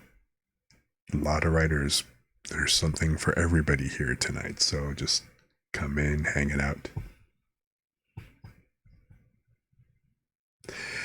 Yeah, if it's DM it to me on Twitter probably then, if it's something that's a little unsafe. You know, I have never actually had a Tumblr account. So, and honestly, my Twitter, I decided to only have just the one. So, that's both like, my main, and I don't have a secondary for like specifically for lewd type stuff. It's like, yeah, that is both my safe for work, not safe for work. I'm just going to go ahead and, if there's anything not safe for work, I'm just going to tag it so that people, if they don't want to see it and stuff, it'll be covered with a spoiler type tag.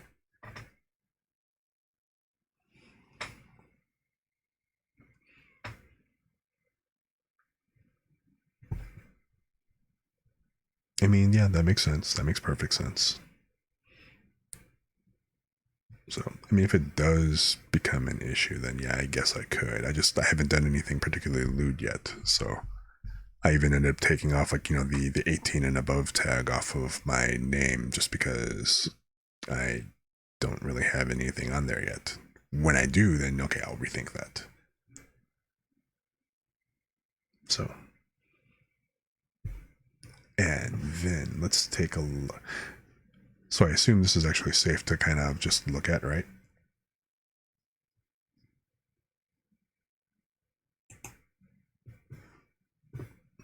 Because this is apparently just going to pop right up.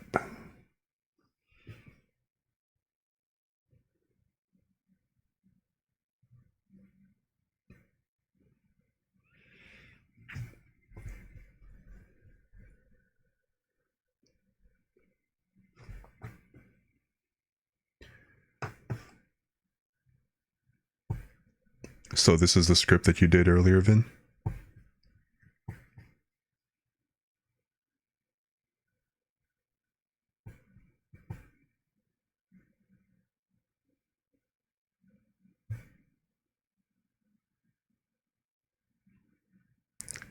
Let's see. Wow, that got big.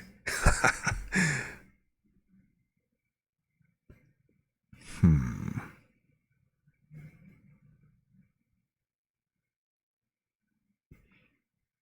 Hang on a sec. Let me adjust this slightly.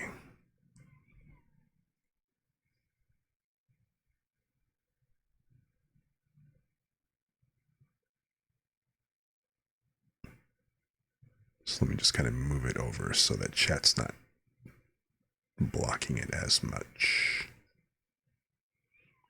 Okay.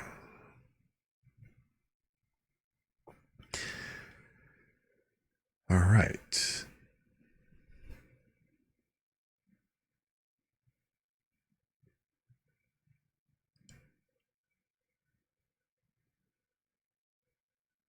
Need to get back into reading scripts. Super distracted writing them. Forget to read them too. Yeah, I can kind of see that. You get caught up. It's real easy to get caught up with it. But so this is all kind of yandere, huh? A bit of yandere, huh? Let's see.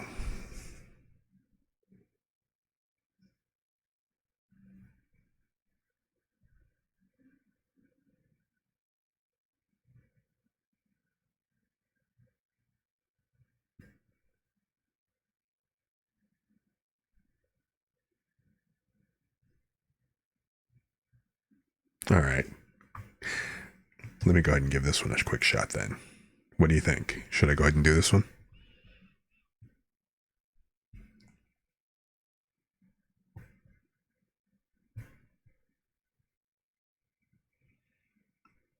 Okay.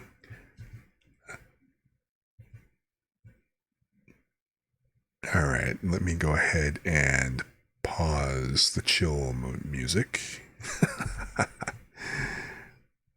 Slightly out of place.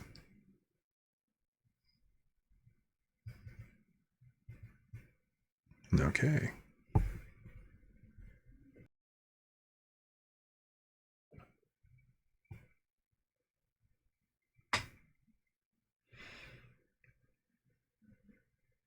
Oh, that's probably a pretty good idea. Please, I'm begging emote.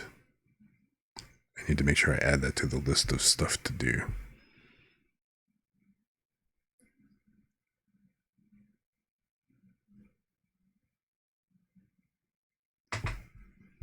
All right, give me one quick sec here, and then I'll just kind of get into it.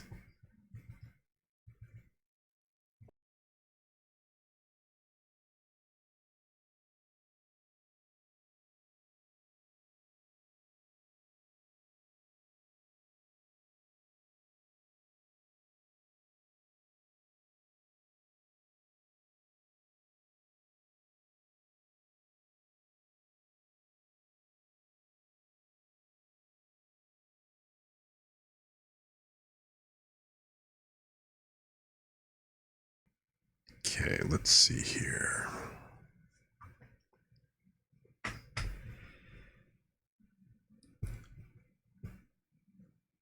Huh. Finally awake? Damn. You were out for so long, I was starting to get worried. Oh, you want to know why this is happening? I've had my eyes on you for the longest time. But what did you see me as? You only saw me as a friend and nothing more. Yet I wanted you so bad. You were so close to me, yet so far. When I saw you having fun, laughing with other people, it made me want to keep you locked up in my room here with me, so that nobody else but me will be able to see that beautiful sunshine smile of yours.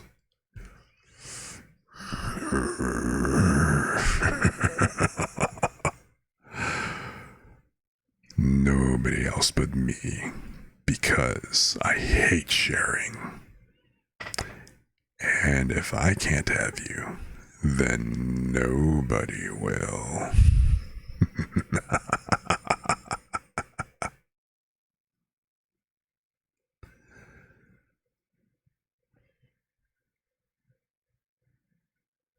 I hope that wasn't too scuff.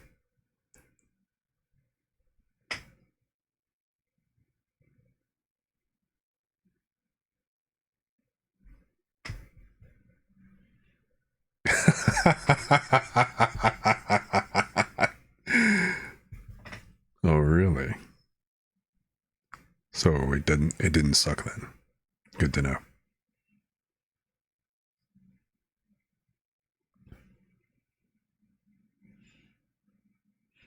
Not exactly sure how I feel about being good at the "you belong to me and only me. Do you understand?" kind of vibe.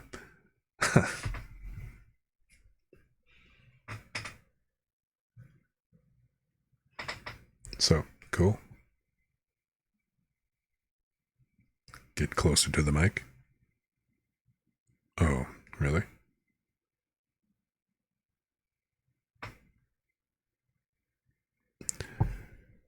What? You mean like this?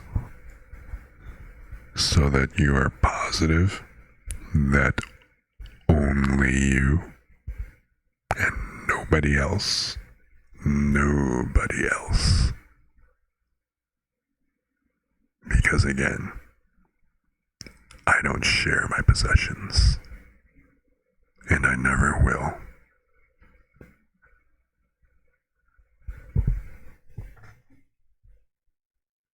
I see. You dropped your hat, you're gonna have to do the whole thing again?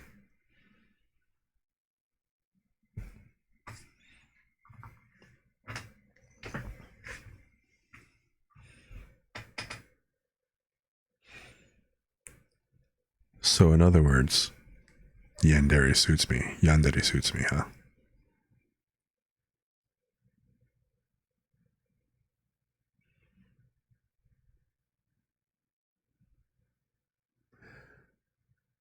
That's a little alarming, but okay.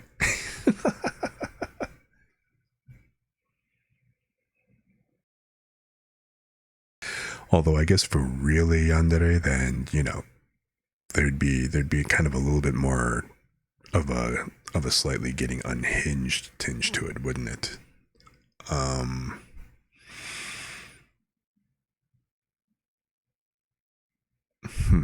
so what? It would probably be something more along the lines of, now that I have you, I'm never letting you go. I've waited so long for this moment, so now that I've got you in my hands, in my grip, I'm just gonna tighten that grip because watching you with so many other people having so much more fun and just leaving me out. But no, I decided to bide my time because I knew that eventually you would be mine and only mine. And I'm going to make sure no one else can have you ever again. So something like that.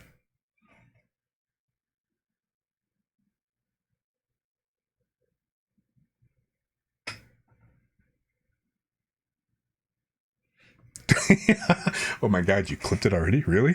Jeez. Okay.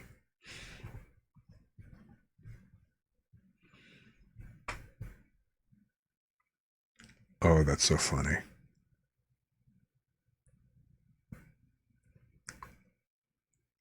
So, hey, this is actually the first time I've been clipped. Well, okay, by somebody else.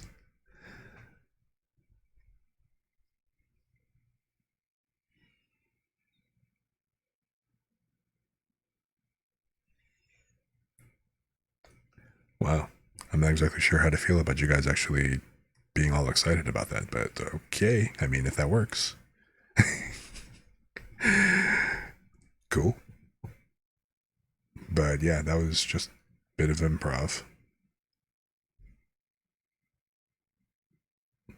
I mean, no, seriously, I'm normally not unhinged. I'm a very level, even-tempered person. I'm a kinder, gentler Koriso than I used to be.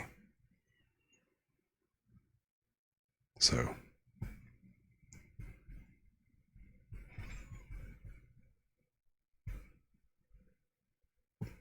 well, yeah, absolutely the fantasy of it.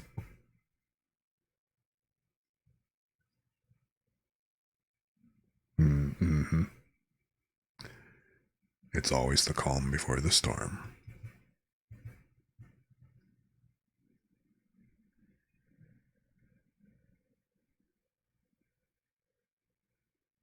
Which, of course, is why we'll switch back to a little bit of light music.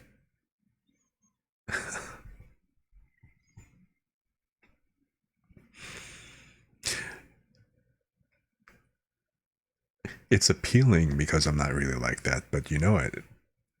I think in thriller or horror type stuff, it's when you don't know that they're actually like that, where you only kind of see like the outer facade. I think that's kind of what sells the yandere in that, in that kind of situation.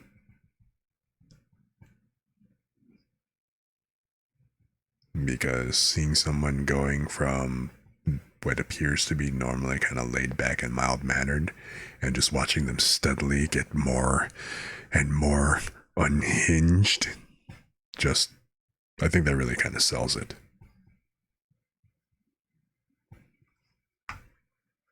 Yes, it's all about the gap. The holy crap, I did not expect him to execute all those people. And their little dog, too.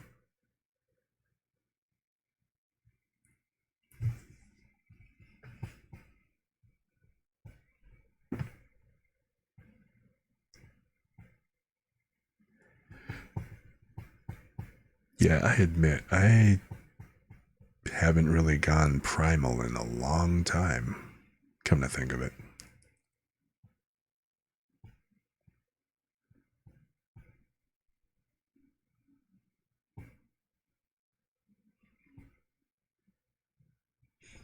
Oh, that actually kind of reminds me of that other one that I was looking at.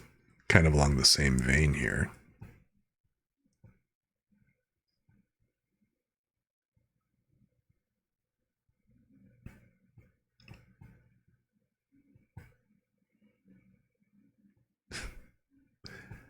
I think the mad scientist is a nice touch.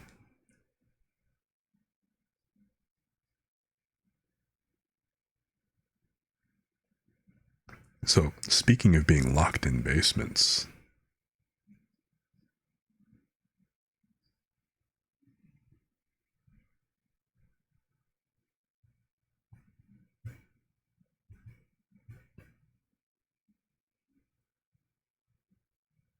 no, you know what? I think I'm going to try leaving the music on for this one just for the dissonance, the sheer dissonance of it.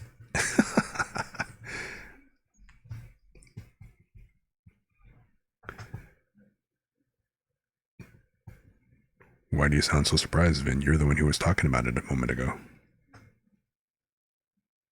Being locked in basements, not being unhinged enough.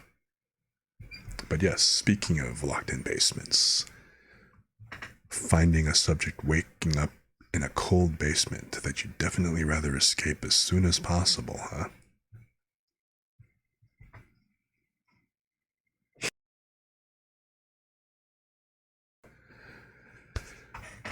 Oh dear, you're awake already. Well, that's a little unfortunate, but I suppose that just means we'll get to talk a little bit before the procedure. Stop that now. Don't struggle. It's unappealing. I'll have you know that I've taken very good care of you since I brought you down here. How is that head of yours, by the way? Though, you wouldn't be using it much longer. I am not a monster. The well-being of my patient matters greatly to me. Oh? Oh, you're right. I suppose you have no idea what's going on. Well, I am pleased to inform you that you have been chosen to take part in an undertaking for the centuries. I am going to do what many have thought to only be possible in fiction. You have heard of the modern Prometheus, correct? Or I suppose you may know it better as Mary Shelley's Frankenstein. Good, good. By the look on your face, I can tell you need no further explanation. I appreciate your passion. However, I do believe you have me confused for someone with a moral compass. If I cared at all for the life of someone I didn't even know, then why would you even be down here at all? Shh, hush now, hush, hush. It's time to go back to sleep. You must dream so that my love might wake once more.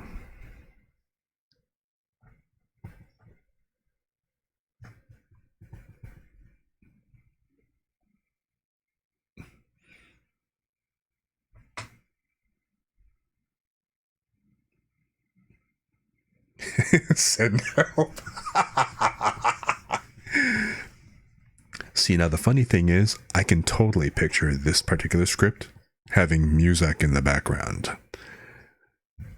The patient kind of wakes up or whatever, and they're strapped down to a table and everything in like the hospital gown and whatever else, and can't move. And the whole creepy vibe of the basement and everything, the basement laboratory and stuff being offset by the fact that there's like this funky calming music. No, this straight up elevator music going on in the background is just more unsettling than it is calming. You know? Shush me. There, it's okay. Just close your eyes. It'll all be over soon.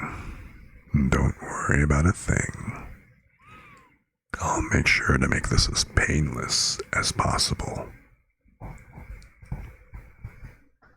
For me.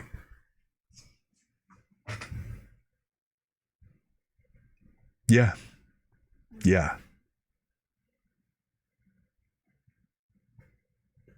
Almost kind of like the like the on the Wii, the Me music. Something kind of like a little bit of a lighthearted bop.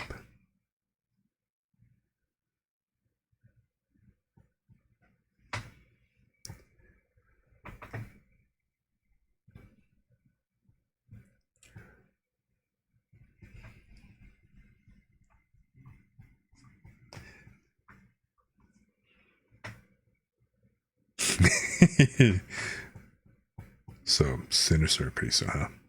Evil Krisu. Well, you know what they say. Sometimes being bad is just so much fun.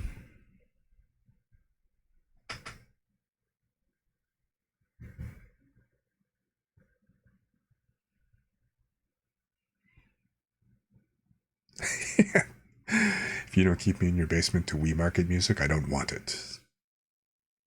That's funny. What? I like being bad? Or I like being bad?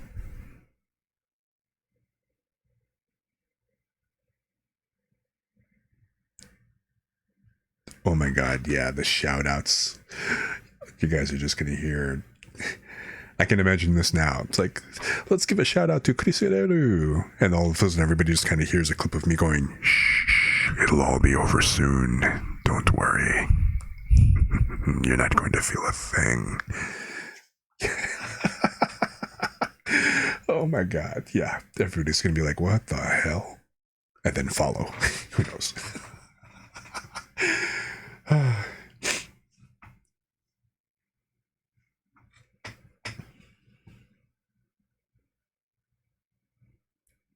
Oh, so wait. So is that going to be another redeem? Shh, it's all going to be over soon. Hush now. Hilarious. I actually don't play Dead by Daylight. I've watched a few people. I enjoy watching the killers. The survivors are like, But, again, that's the whole thing of like where being the villain is just much more fun in that scenario. So, yeah, a hush redeem. That's it. That'd be great. A sound redeem for that. I'll have to keep that in mind.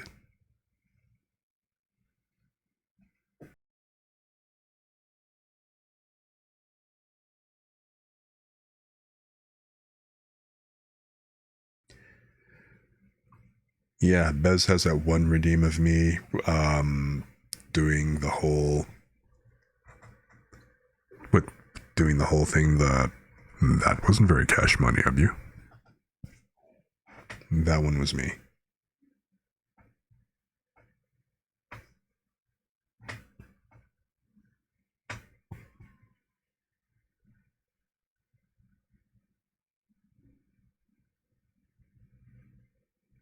Yeah, sure, no problem, man. I had a lot of fun actually doing it. It was hilarious.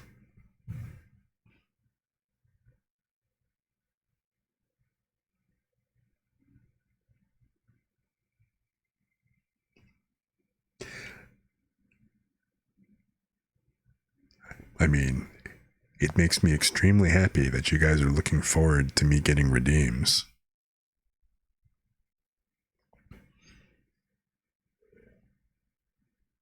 Which, to be perfectly honest, I'm kind of surprised that, considering the nature of just like the chill stream and, well, okay, with the exception of today, the generally chill stream and, being relatively kind of laid back and quiet, the whole fact that I've already got 32 followers and it's, been like a month.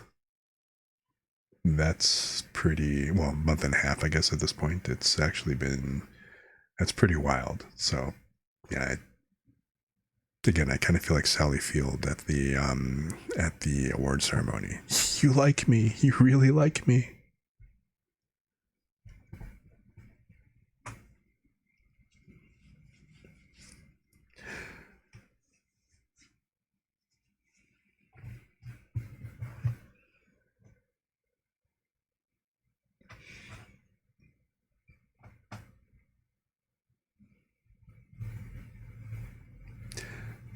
So I am taking it that this should probably be a regular on the schedule.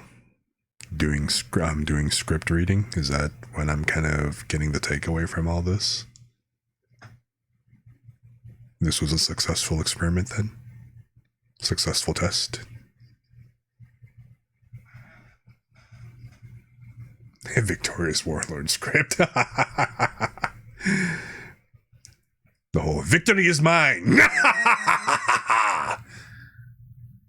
Take that, neighbors.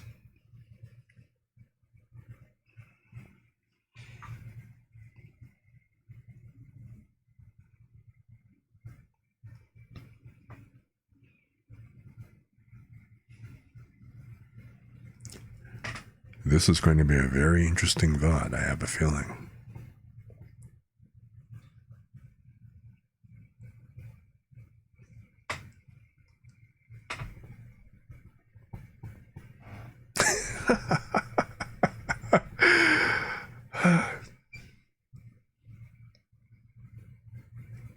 Ooh, definitely need me to do that's one script. Which script are you talking about?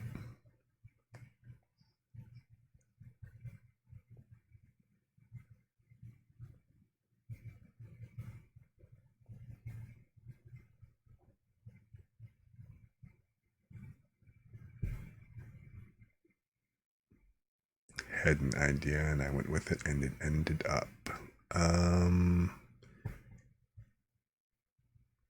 Hang on a sec. Let us take a look.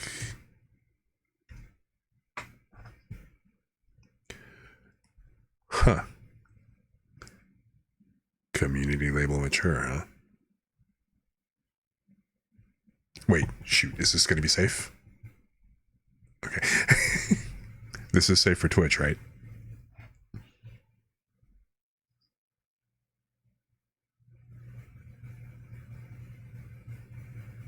Okay. Coming from Twitter. Oh, wow, look at that. Hang on, give me a second here. Let me do this off screen real quick. So I'm going to go back to the daytime version. Or actually, you know what? Hold on one second. I forgot I could just do this.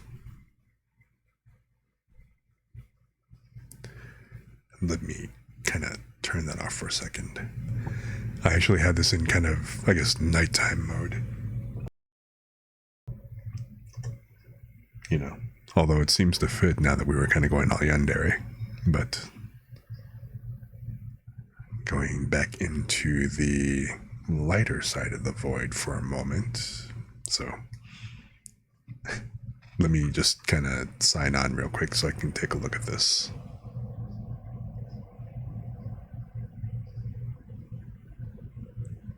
Oh, is this your alternate Tumblr?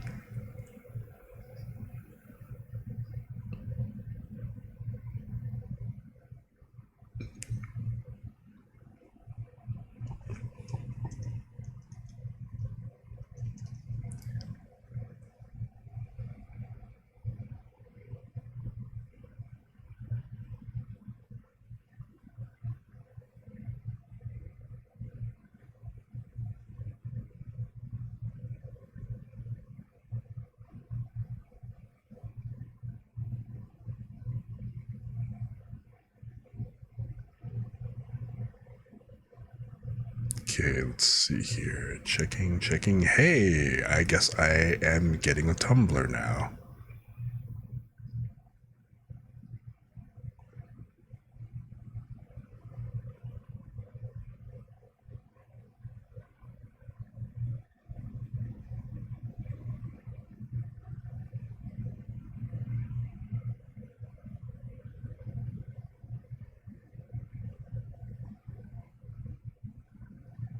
Oh, nope, I don't think so.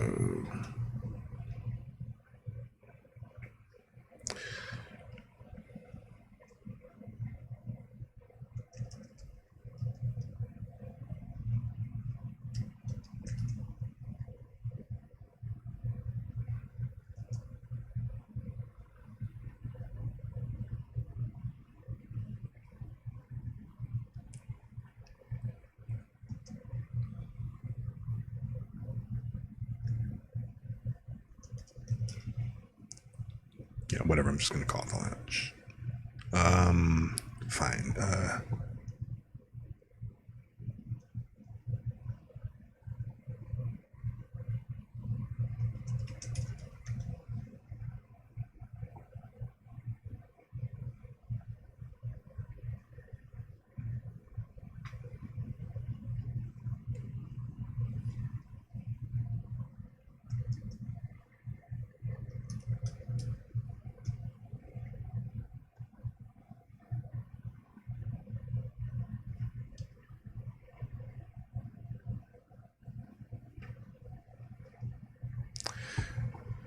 Oh, please, just get me to the whatever.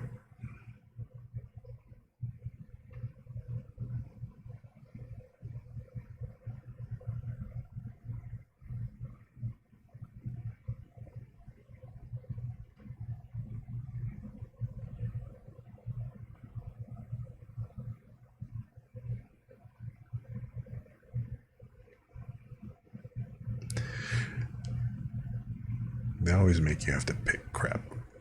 Come on already.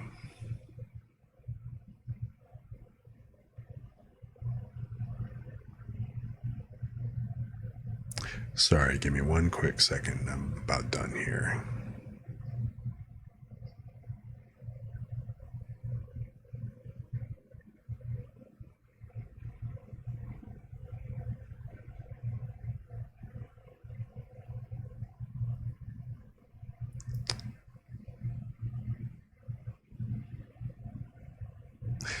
You know, this would actually just be easier if they just gave me the thing that I wanted, and then I could follow that, but fine, whatever. I'm just going to pick 3 at random.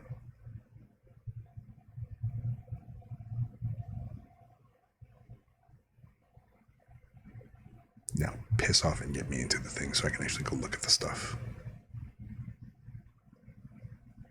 It's like, don't care, take me to what I was originally looking at.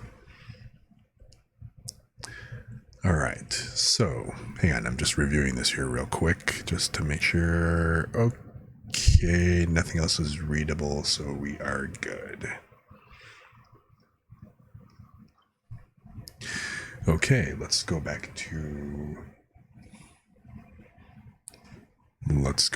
into the dark here.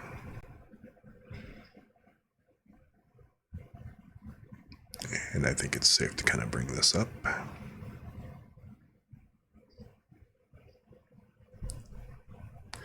Yeah,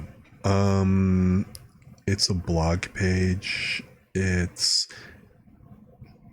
made me sign up before I could actually go ahead and take a look at the stuff, because I guess because it's actually age restricted, which they have a better system in place than they used to.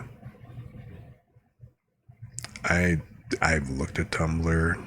I never had one because, I mean, there were all kinds of blogs going on when Tumblr was around, and I am not a prolific blogger. I am not a prolific social media person most of the time, I guess. So, Oh, see, lewd is fine. It's just okay. You went to, like, implied violence, right? Okay, so let's take a look at this again here real quick. Lewd to prescript challenge being longer than I expected. I mean, that's not very long. Let's take a look. And let me bring this up a little bit more.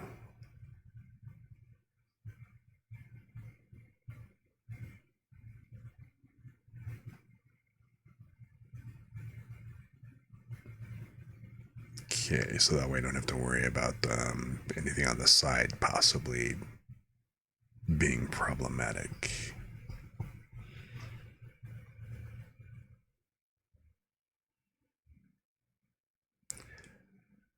I mean, I've got it now, so I am going to, I guess, take a look. So I guess we'll just see what happens. I just kind of threw things together, so hopefully if it comes to it, I can edit the look and feel later on. So if it comes to that, but it is what it is at the moment.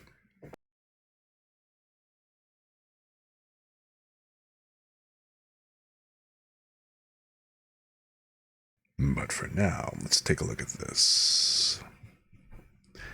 Yandere script. Let's see.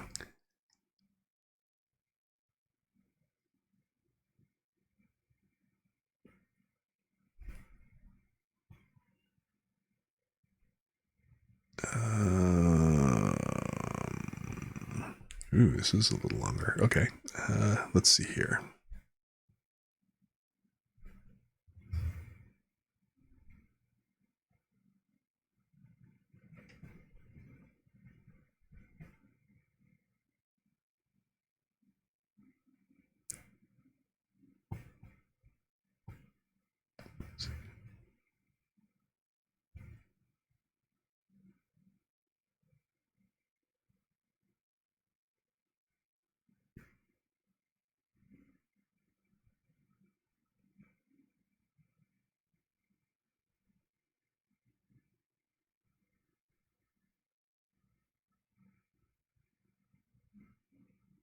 Ooh, this does look interesting.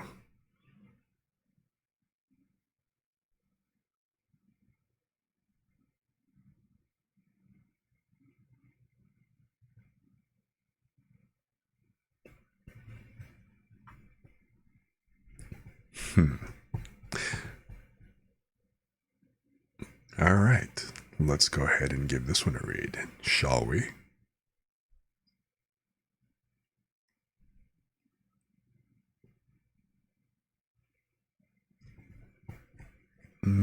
I think I'm going to go ahead and turn the music off for this one.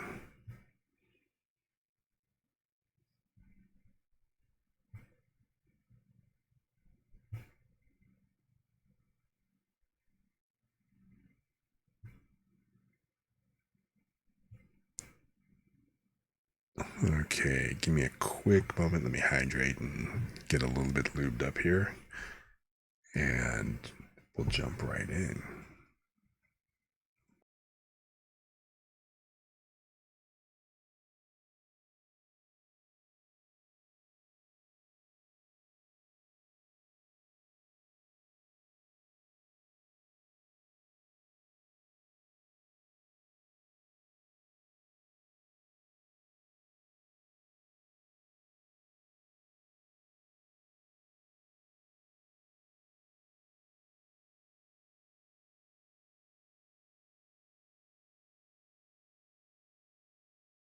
All right, let me see if I can go ahead and pull off the intensity of this one.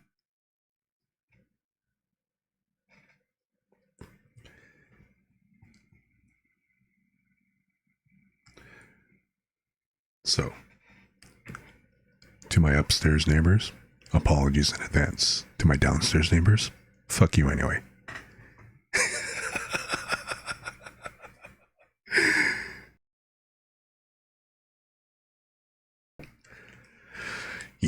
Yes, finally! Do you know just how long you've kept me waiting? My beloved rival, my sworn enemy?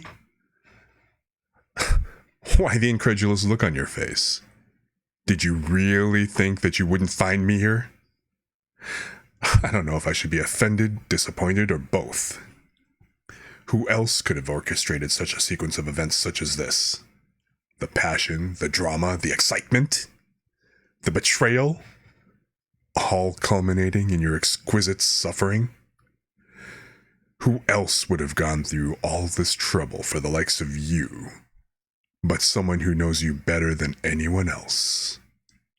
Of course it was me. It was all me from the very beginning. From the very start, you've been playing right into my hands. And you loved every second of it. Now, don't deny it. I've been watching you play the part I so diligently crafted for you. You reveled in the role. Admit it. Look around. There's no one else here. There's only you and me, as it always has been. As it always should be. Who else can you admit your darkest secrets, your desires, your innermost fantasies? It's me. It's always been me. That's why I did all of this. To show you just how much you love this. Just how much you need this. To be the stalwart hero that vanquishes all that is evil and impure and is swaddled by the love of those who stupidly adore you. But they don't know it's all an act. They don't know the darkness behind those eyes. But I do. I've always known. You need this. You want this. The more daring the risks, the higher the stakes, the more you crave it. And so what if a few little things go wrong? So what if a few nobodies disappear to past pages? Because so long as you come out victorious at the end of the story, isn't that all that matters? Isn't that all that has ever mattered? Of course I'm right. Because I know you. I wrote this story just for you. Now, my bitter friend, my precious nemesis, come and let us write the final chapter, the next chapter in your fetid tale.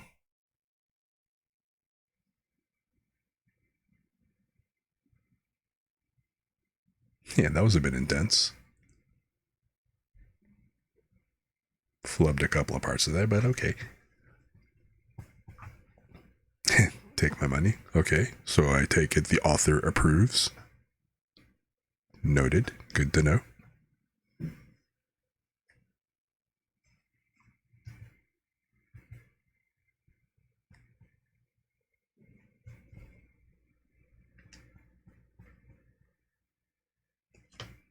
I'm glad you liked.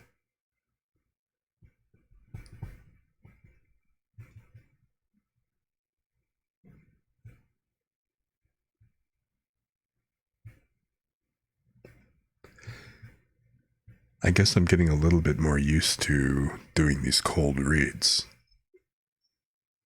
Because it's coming a lot easier than it did when I did the first scripts at the very beginning of this. I was a lot more nervous. So.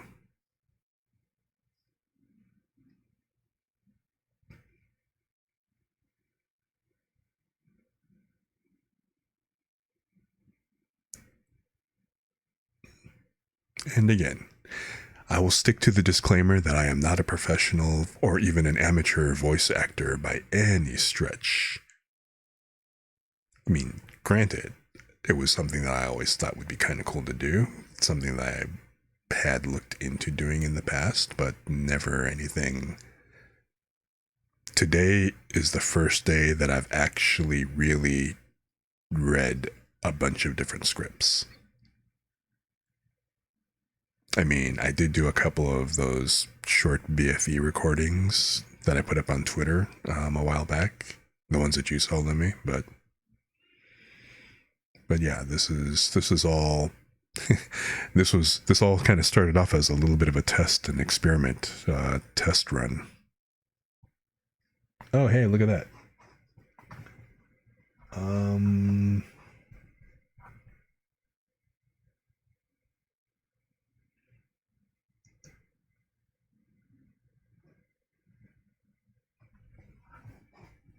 No, that's not what I wanted to do.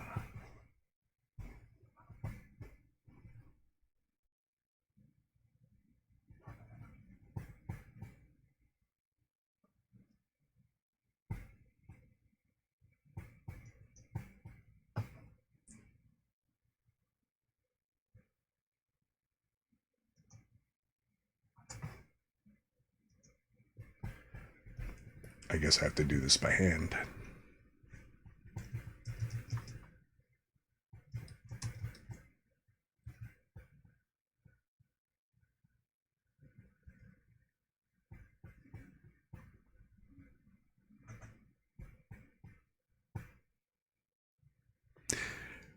Thank you for playing. Goodbye.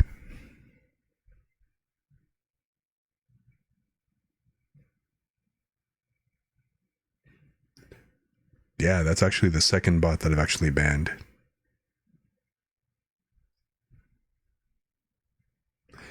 I also was reading a few things on Twitter earlier about how those follow raids and hate raids are kind of coming back on the rise again, so I made sure to add Seribot to the channel just in case. So hopefully that mitigates issues. Because especially after the stuff that Solane went through the other day, I'm like, okay, probably should be a little prepared just in case, because, you know, never know.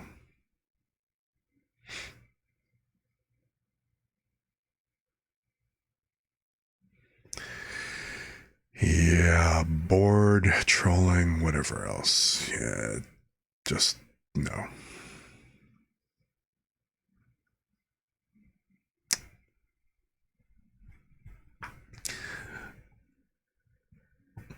So,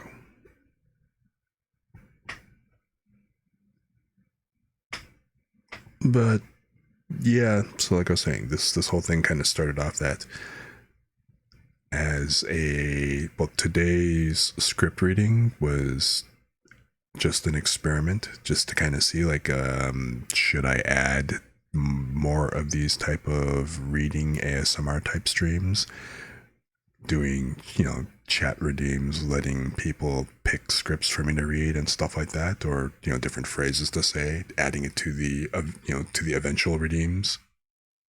So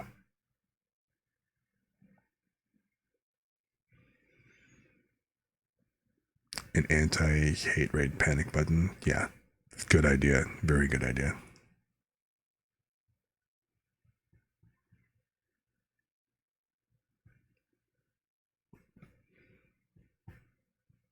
So yeah, I think Seribot has like a built-in thing for that, like a no hate raid command or something along those lines.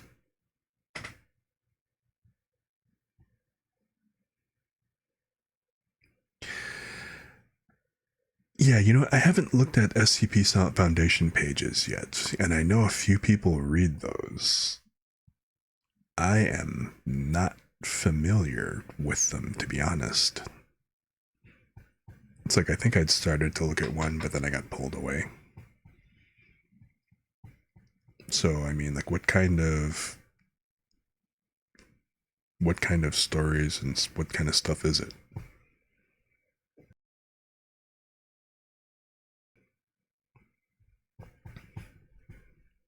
So you said SCP Foundation, right?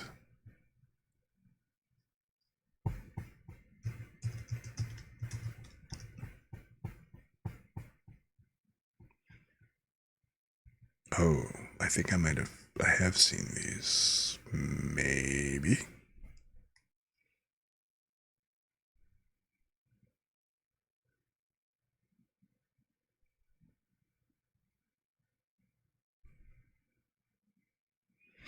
Right. That's what I've seen.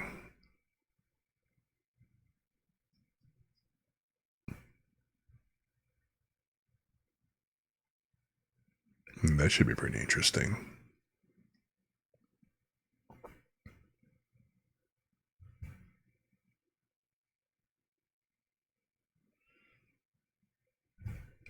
Good to know, because, yeah, I'm looking for stuff to make sure that I can read without having to worry about DCMA strikes.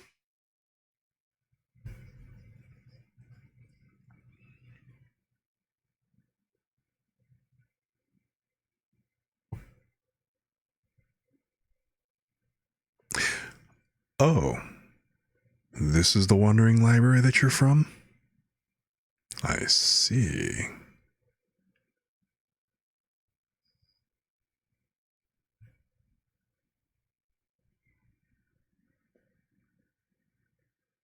So I'm going to have to go ahead and check this out.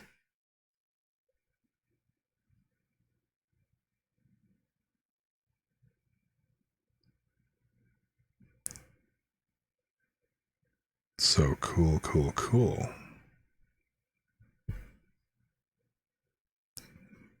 The Wanderer's Library, huh?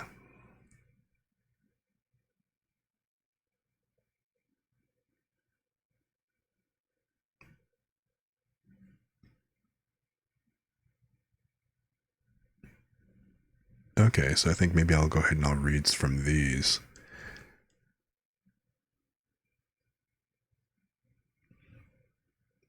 So I think last week I had read just kind of like as a test because I didn't have anything kind of handy or whatever. I picked like a semi-random light novel.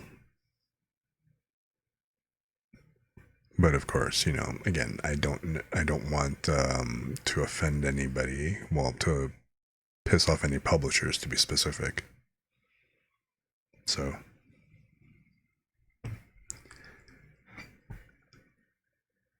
but I don't know. I mean, it seemed like it went pretty well.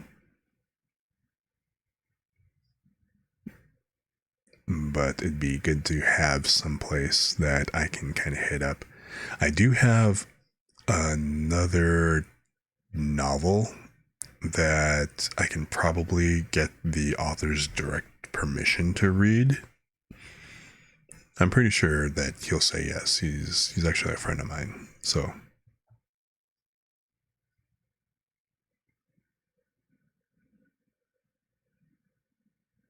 you could also get your hands on older stories. Yeah, I was thinking about that.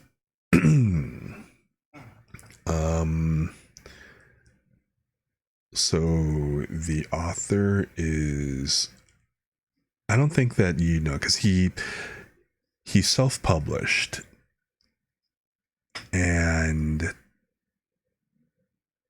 so he self-published. He was the author. The book series is called Kirin Rise.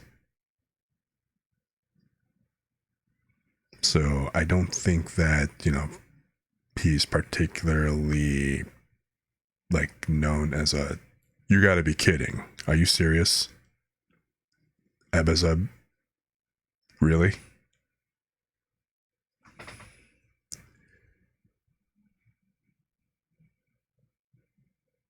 Yeah, he happens to be a good friend of mine.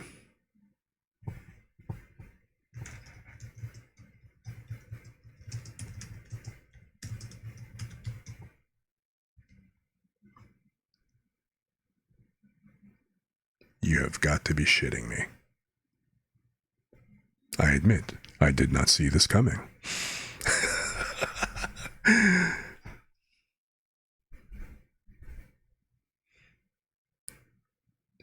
Yes, Kirin Rise, to cast the shadows within, the shadows unleashed.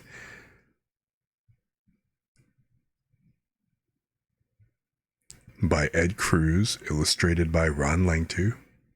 Yep, know them both. Very well.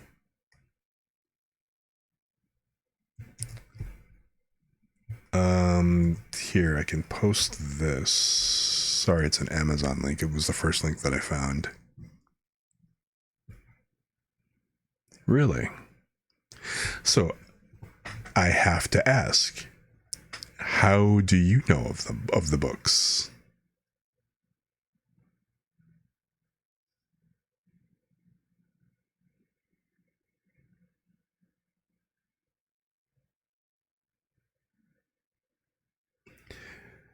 As a matter of fact, this is the same author friend whose place that we go to and hang out at and have cook-offs at and everything.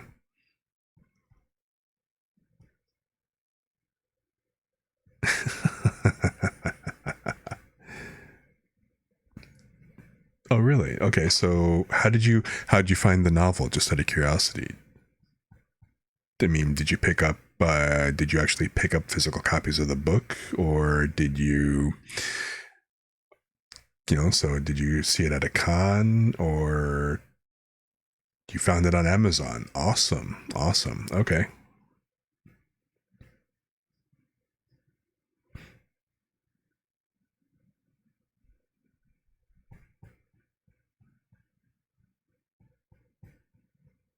Oh, that's pretty wild. So you found the book on Amazon, and you read this. I'm going to wind up telling him all about this. I'm actually holding off on messaging him right now about it, just to,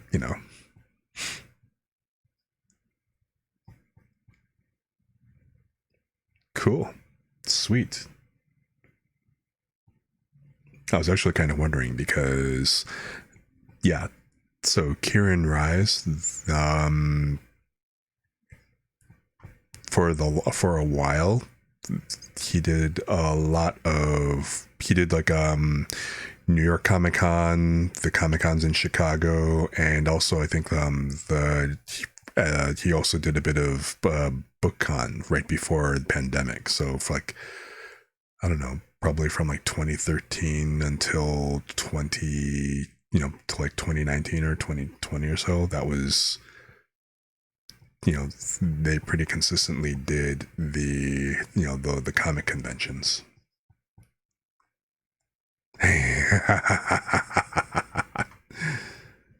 So, glad to know that you enjoyed the book.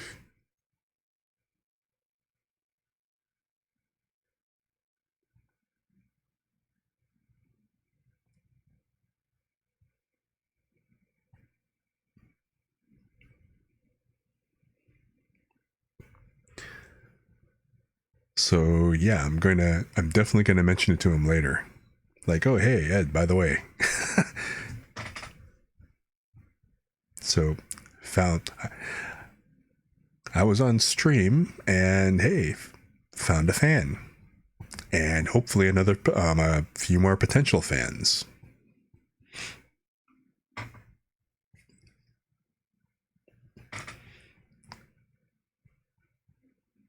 And this is actually probably the first time I get to flex. Yeah, I know the author. Yeah, we hang out. Mm-hmm. We're in a group chat.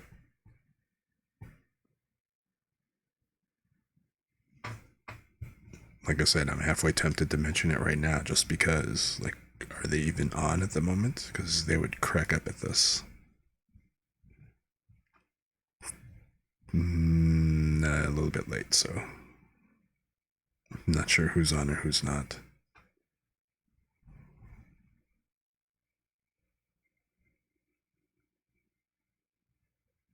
But yeah, so I was actually thinking of asking Ed if I could read Cast of Shadows and maybe edit it, and so hey, two birds, one stone kind of thing, and he gets an audiobook out of the deal.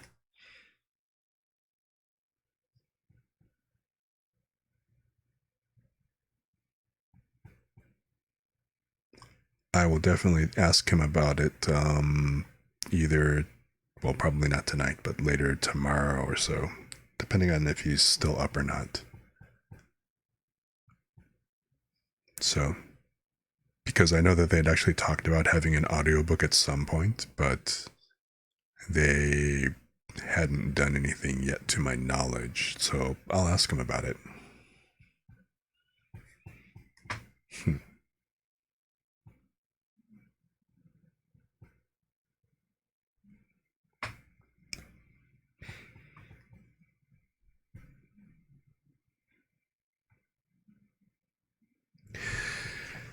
Well, it's like I said the other day about, and like I said earlier, even about wanting to do voiceover work, voiceover acting and everything. I thought that doing audiobooks, was also kind of part of the whole deal and stuff, so it'd be kind of interesting to do.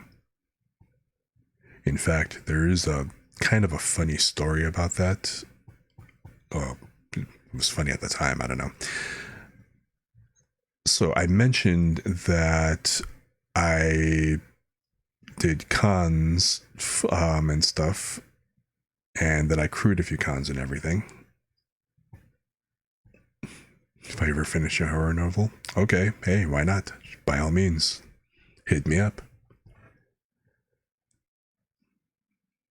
But so I was at a con. I was at con, and I think this was it was one of the cons in Chicago. I'm pretty sure it was C2E2. But yeah, I'm pretty sure it was a Chicago con. But anyway, so I was actually kind of walking around, and there was this one booth that was also selling books.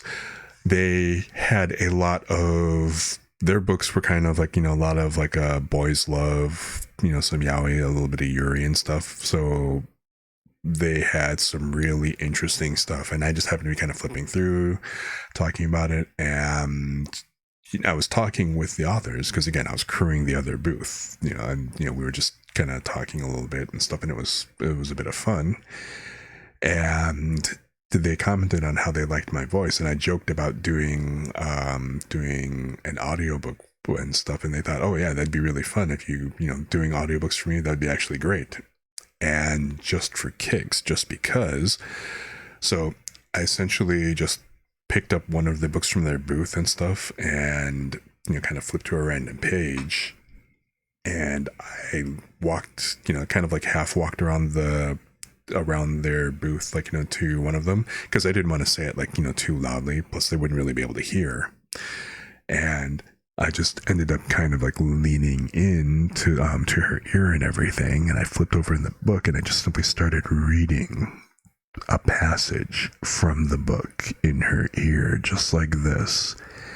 And her booth mates, the other author and stuff, and the crew, they were all just kind of looking and watching and cracking up, because as I was reading, because the passage that I read, I can't repeat here, but I just simply read it in her ear, and she just got redder and redder. It started at her ear, the tips of her ears, and then just spread down her ears, across her face, even down her neck. She was so deep red, and her friends were just ribbing the heck out of her. And she just kind of looked at me, and she was like, when can you start? So, I mean, it didn't kind of materialize, unfortunately. I wish it did. It would have been a lot of fun, but we got kind of busy. We weren't really able to kind of connect and everything. And so sadly, I didn't get to narrate any BL audiobooks and stuff, but I apparently came very close. Very, very, very close to doing those audiobooks. So, alrighty then.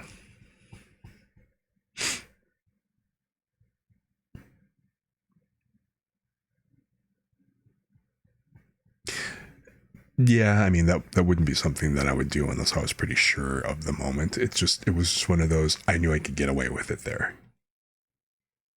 And that wouldn't be something that I would do randomly, like at like a Barnes and Nobles or something. It's like, yeah, that wouldn't fly.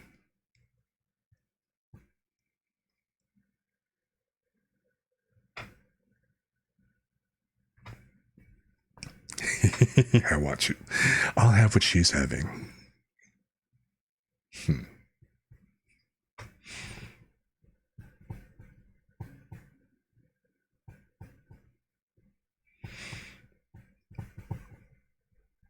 Oh, oh, yeah. I've people being creepy towards me because I like my voice. I'm not going to say that I've never had somebody make me uncomfortable and and actually creep me out. But I gotta admit, it takes a lot to creep me out. Okay. And yeah, so if you manage to creep me out, that's a line that was number one. That's a line that's so hard to get to in the first place. That the fact that you even managed to do that is kind of an impressive feat in and of itself. But although I have to say, probably the funniest time that I ever got creeped out by somebody, which sounds so weird. It's like, oh my God, you found this funny, but it. So it was around the holidays one time, and my girlfriend and I think I mentioned once that I had a brief stint working at Bath and Body Works. So I really like that stuff. I really like their stuff. We happen to be in a store. We happen to be in a different store than one that we used to work in, but we're in a Bath and Body Works, and it was a little crowded because, like I said, it was kind of like getting close to holiday season and stuff like that.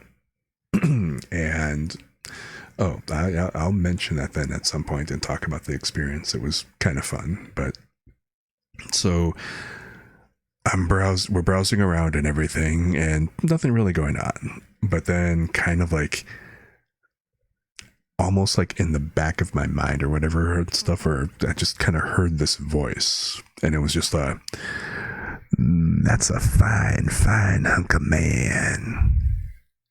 And at first I didn't think I heard that correctly, right? Or they weren't really talking to me. And I was like, okay, whatever and stuff. And, but then I heard it again. Just a fine hunk of prime rib man. And this time my girlfriend heard it, and she just kind of looked at me, and I was like, okay, so that wasn't my imagination. And I kind of turn and I look around, and there is this older woman. She was stooped over, like literally bent over in like with a cane and all that. She had this big huge overcoat. She was kind of large, a little heavy set and stuff, but but it was hard to tell because of the way that she was all bent over and everything. And she was just kind of like stooping by on her cane, like with the walking past, and every time she walked past me, she would keep doing the whole fine hunk of man. I have never felt like such a piece of meat in my life, and not in the good way. I kind of looked at her. I looked at her and just kind of did the whole nervous laughter stuff. Because, man, old lady, first of all, ballsy old lady. But then it was just kind of like alrighty. I mean, so my girlfriend just can't help it. She starts cracking the hell up.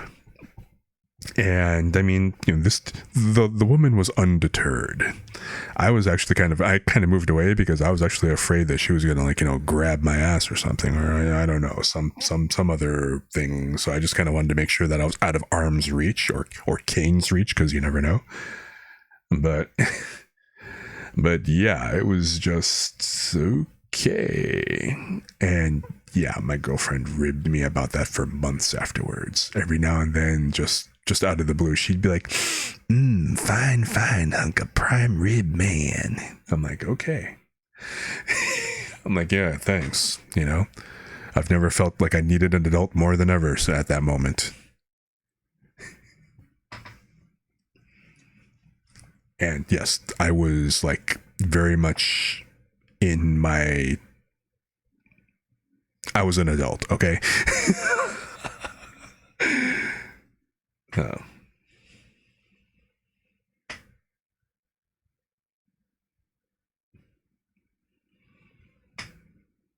So, yeah. So, yes, it is difficult to do, and it is possible to creep me out. You know? Yeah, I do, you know, when a 30-something-year-old man, you know, built like he's having a bad day, you know, feels like he needs an adult's assistance, okay.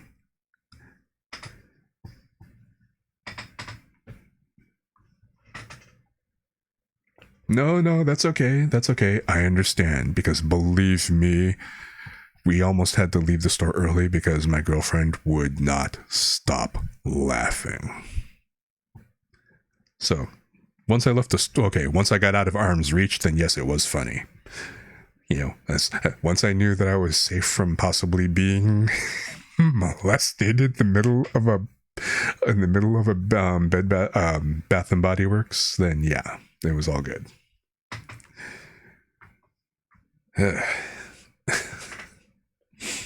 But yes.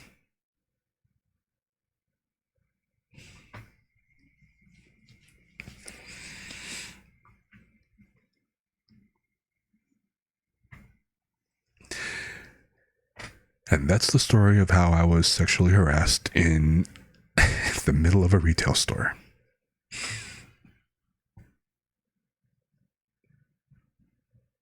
Yes, I'm glad you enjoyed my pain, however fleeting it was in the moment. Because yeah, it was funny as hell, I'm not gonna lie. I mean, I was creeped out, but I was creeped out enough to not laugh at the moment, but once we got away from it, yeah, you know. You're gonna tell your boss. You know, I don't know what it is. Would you believe that it's not my first time getting aggressively flirted with by old ladies? I don't know, it seems like a thing. Like years later, different girlfriend, visiting her, we were visiting a friend of hers, a very close friend, and her grandmother. Now, this woman was literally on oxygen, bedridden and stuff. Still had a great sense of humor, perfectly cognizant, you know, not like dementia or anything like that, although she apparently did have moments where she was starting to kind of go in and out of it and stuff, but perfect clarity or whatever. I came and visited a few times with my girlfriend and stuff, and would you believe, and I hope anyway that she was joking, but you know, they were talking about like watching TV, going in bed and stuff. Would you believe that this woman actually invited me to come sit next to her in her bed with her, and you know, watch TV next to her and get close? And I was like, okay, you know, it's like, I appreciate the offer, but I must decline. But yeah, my friend was mortified. Well, my girlfriend thought it was hilarious. I don't understand this. They always think it's so damn funny. But yeah, I mean, my girlfriend thought it was hilarious. Her friend also thought it was hilarious, but was also at least kind of partly mortified. And her grandmother just simply had no shame. Yeah, that's exactly what they said, Bez. They exactly said, you know, Granny needs some loving. You know, it was kind of like, so why don't you go ahead and just, you know, give Granny a little something, just make her feel good. I'm like, don't even joke. You know? Granny gonna throw out a hip, just trying to like joke around. It's like, yeah, no.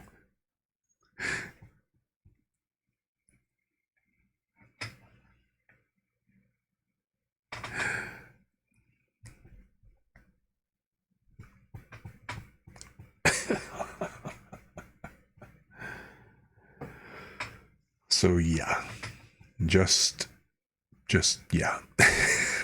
I have no words.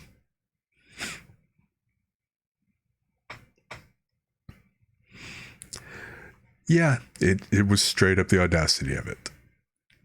You know?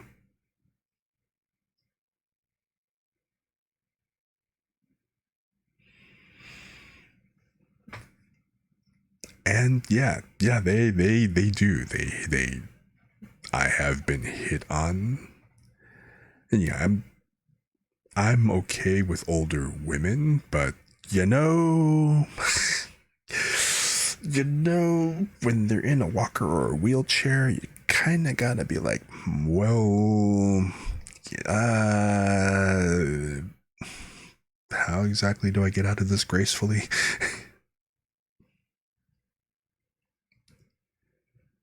And especially when I was younger, I had no idea how to handle that. I was just kind of, I wouldn't exactly, well, yeah, I guess I would kind of freeze up a little bit just because I just simply wouldn't know what to say or do. And I just kind of probably have that little bit of a lost puppy look. Like, help. You know? Hmm.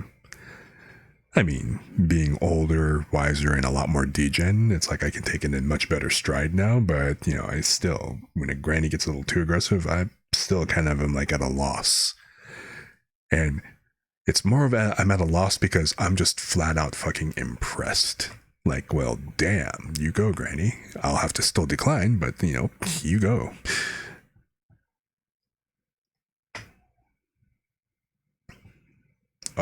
Just thank you, I think.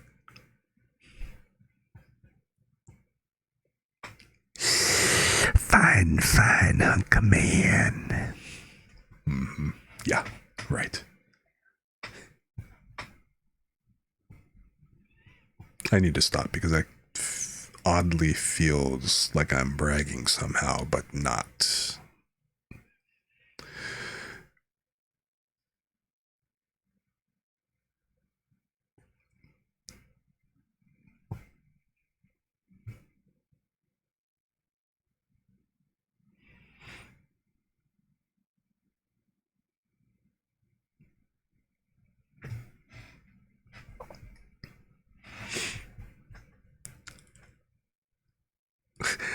You're sure there's a dating app for that? So what? Instead of Tinder, they'll call it like, charcoal? Instead of Tinder, it's Ash.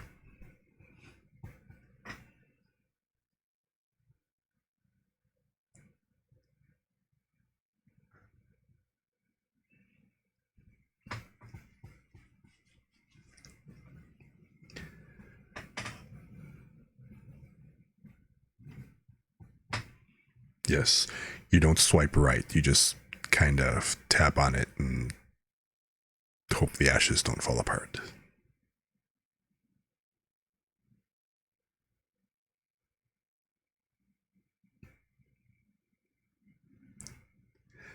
Fossil fuel. See, there's got to be a better way to name it because Rule 34 actually does a really good job of this type of stuff, right? There are so many porn, like different parodies and porn names and stuff. It's hilarious. Like, I remember being in an adult bookstore once, like you do, because hey, I have no compunction about that. I am perfectly happy with with enjoying porn and stuff like that. I can admit to being in those bookstores. But I just happened to be just casually browsing and looking at like the videos on the shelves because I'll be honest, reading the titles crack me up because the imagination and the creativity and stuff sometimes is just way too funny. And I'm not talking about the whole, bang 'em, hang 'em 2, 3, 4, 45 and stuff like that. It's like, no, I mean, when you start getting into some of these parodies, they're just hilarious. Yeah, rekindle. But the one that always sticks out the most, because I mean, you guys all know Jurassic Park, of course, right? So I was just kind of looking by, and this title caught my eye, and it was called Geriatric Park. I assume it needs no introduction.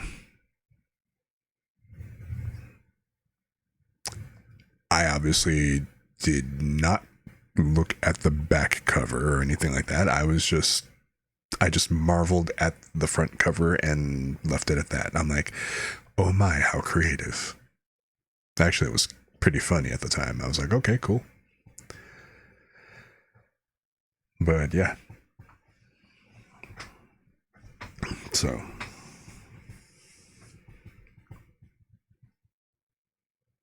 I mean, I saw the actual box, and of course, I ended up having to see the pictures on said box because, I was in the store. I didn't see previews or anything of it. It was on the shelf, fortunately, and not like showing on the videos. But yes, it does exist.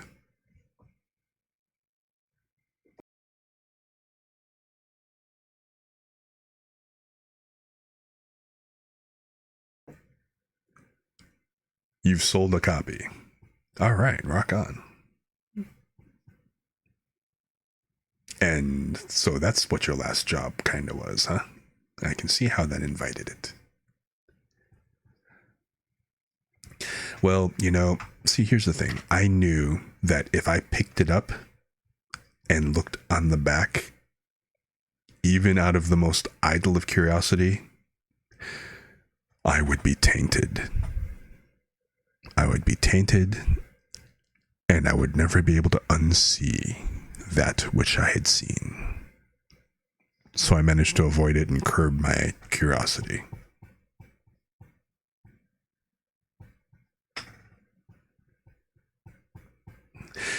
Yeah, the whole, are you on sale too?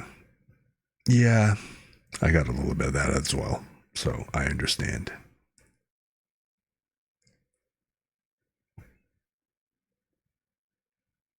Because I understand what you went through, because I honestly had a little bit of similarity. I may or may not have, in a past life, been such a regular at a particular bookstore / theater out in Michigan that I got to know the security guy well enough to fill in for him while he went on vacation for a month, and thus got to know people rather well. It was part of like the baby circuit, so like all like a lot of like the baby dancers kind of went through that place.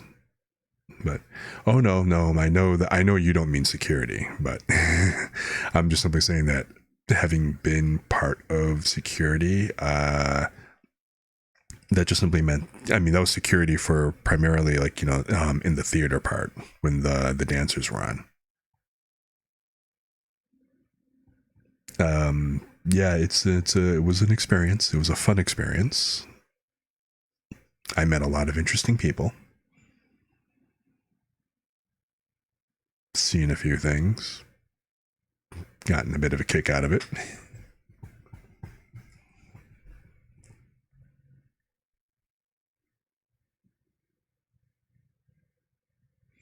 Yeah, it was a small hole in the wall, and then of course it was always late night, so. Although I have to admit, the weirdest experience that I actually had in my time there, both as just simply being a regular, as well as like, being like a pseudo security, because I officially didn't work there.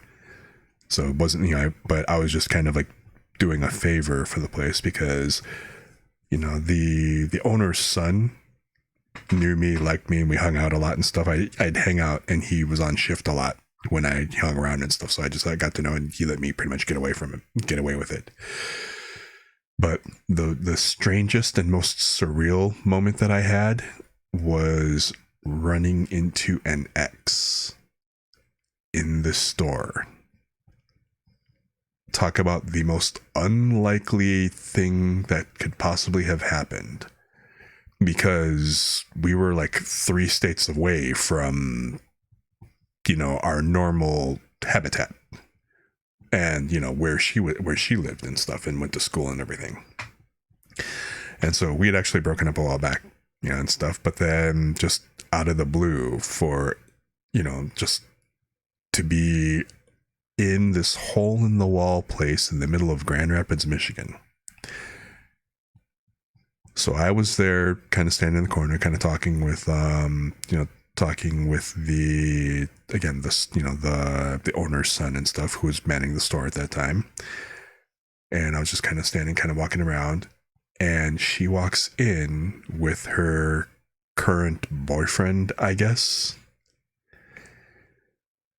And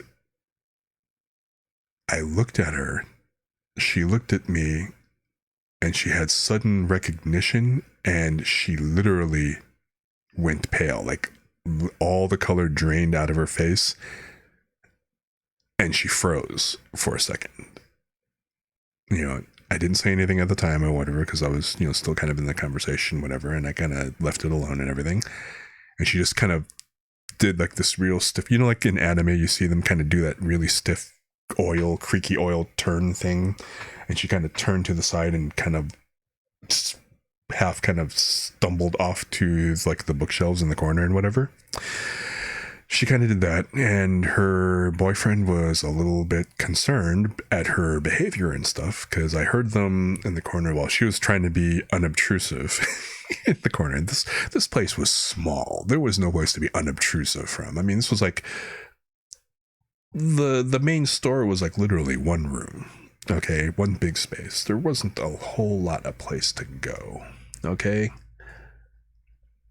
I mean, think like a standard, like maybe like a decent size, maybe like a decent size house or whatever, like the living room / dining room area. That was maybe the size of the store, the main floor.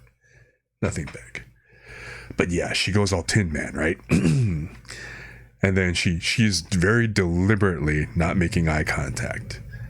And again, there's not really a whole lot of place where she can kind of go and not be out of my line of sight or anything. So she's like kind of all hunched over and kind of like really trying to shrink. I'm kind of sitting here thinking to myself, okay, you could have walked out, but all right, whatever. So her boyfriend just kind of comes up to her, and I hear them whispering, right? And he's like, what's wrong? And she just kind of does one of these kind of like, pointing. It's like, and, like literally, like, how as if you're on camera, you don't want to, and you're trying to talk, but you don't want to like move your lips or anything. She literally did one of those, right? Like didn't want like anybody to read her lips or something, and she's just kind of like, I know the guy. And she's like, huh? What guy? It's like, over there. And he just kind of looked at me, and I just kind of looked back and shrugged or whatever, and just kind of left it. But I was kind of like, should I say hi? Should I don't know. We didn't really break up on good terms, which is what made this even more awkward. So it was a pretty ugly breakup. But at some point, she got a little close, and I just kind of was like, at one point, I just kind of looked at her, and I just simply said, hi, ex-girlfriend's name. And she just squeaked. That was the only way I could describe the noise she made. It was just a squeak. And she squeaked, hunched up even more, and I assume she thought she disappeared. So I pretended that I couldn't see her anymore and just kind of walked off. I'm like, all right, I don't want to make her uncomfortable or anything like that. And it's, just was like, okay, she's not having any of this or whatever. This was apparently some very serious trauma for her. And so I just kind of left in. I think after like maybe 10 minutes, they decided to leave, and so she booked it out. She books it out of the place, and her ex just kind of looks at me like, he clearly had this really confused look on his face. I don't think I had really met him before. I'm saying I kind of knew who he was, kind of not, because we ran in the same circles, sort of online at least. But yeah, he just kind of looked at me, and again, I just kind of looked at him, kind of shrugged. I'm like, it's like, hey, hope she's okay. And we never said anything, just had that moment, and then walked out. Now, years later, we were on good terms, because time eventually does heal all wounds, and we're on great terms now. We're friendly again and stuff like that. But there was one time where I happened to be working near where she lived, and that boyfriend at the time became her husband. They had kids, blah blah blah blah blah, and I just happened to be working on site pretty close to where she was, and she actually was the one who suggested, hey, let's meet and touch base, whatever else, and hang for a little bit. And so we met, hung, had a really good time and everything. And I just kind of so I was just kind of curious, because it was just that whole thing of, what the hell were you? I mean, it was just so weird. Like, neither of you live in this state to my knowledge. How in the hell did you end up there, of all places? It was very Twilight Zone. And I decided to try to tactfully broach the subject. And so I was just kind of like, hey, do you remember that time in Grand Rapids in that adult bookstore? And she just looked at me. She was like, I have no idea what you're talking about. And I just simply said, neither do I. I have no clue. I must have been mistaken. Never mind. So, yeah. You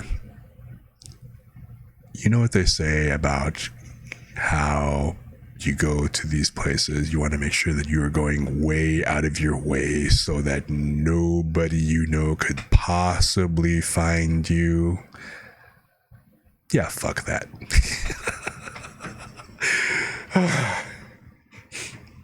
Yeah, she apparently had successfully trauma blocked it and wiped it from her memory.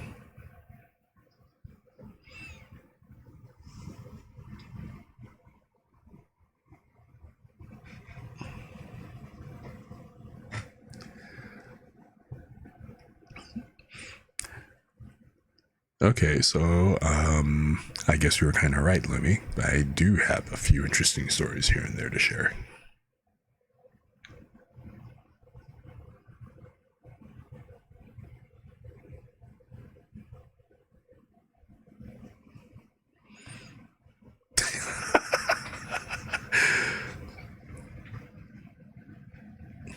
I mean, I don't think I led a particularly exciting life compared to, granted, I'm not vanilla, so that might increase things a little bit, but other than that, I don't really think I don't think I was that particularly adventure. Okay, maybe a little, but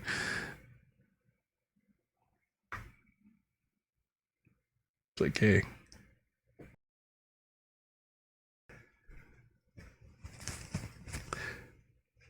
Well, if you guys get a kick out of it, I guess it's content. Are you not entertained? Never knew I could do that.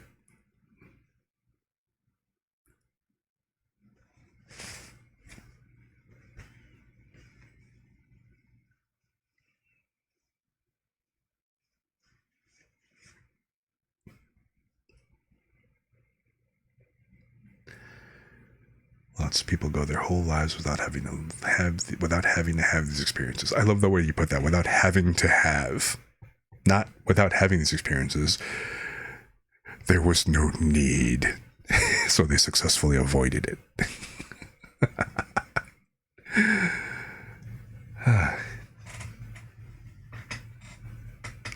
That's pretty funny.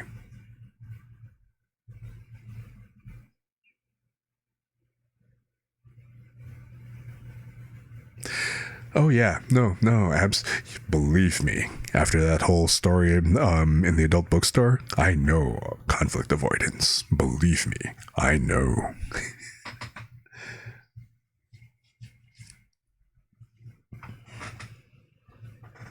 Because that had to be the absolute best example that I have seen. Or poorest example, depending on your point of view.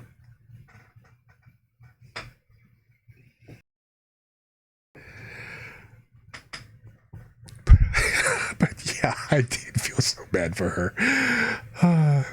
I honestly, after the fact, I thought about it and stuff, and I did feel so bad because, like I said, she probably was like, this is so out of the way that she'd never possibly run into anybody she actually knew. And then bang, X. That had to suck. That had to suck all kinds of ass for her. So, I'm glad she successfully trauma blocked it. Coping mechanisms is real.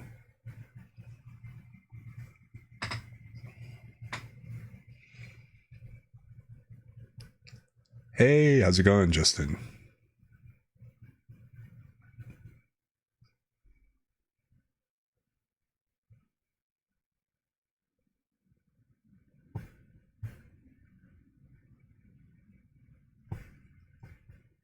So, welcome. We're just kind of here having a vibe.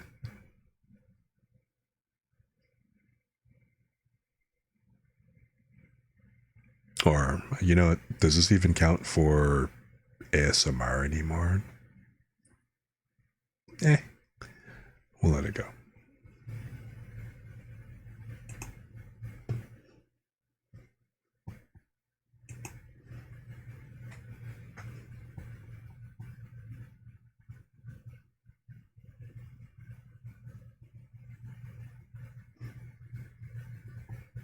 Yeah, ASMR story time.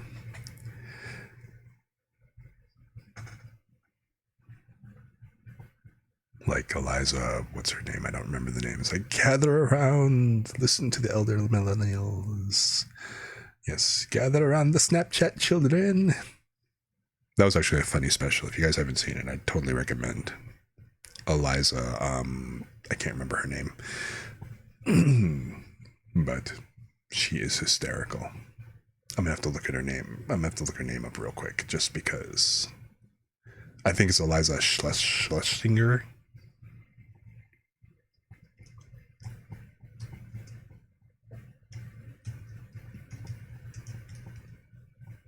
Is that it? Apparently, hell no. You know what? There's an easier way to Google this. Eliza, elder millennial. Oh. Eliza with an I. Eliza Schlesinger. Eliza.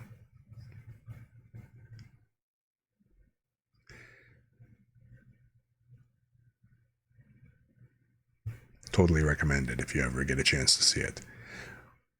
Which, if you have Netflix, because it was a Netflix special. Yes, Eliza Schlesinger. Eliza Schlesinger, elder millennial. That was the special that I just quoted and stuff. That was pretty funny. But I've actually watched, I think, all of her Netflix specials, and they're all good. You know, they're not all necessarily like, you know, falling on the floor laughing, but I do think that she's good. She is actually really funny. Eliza Schlesinger.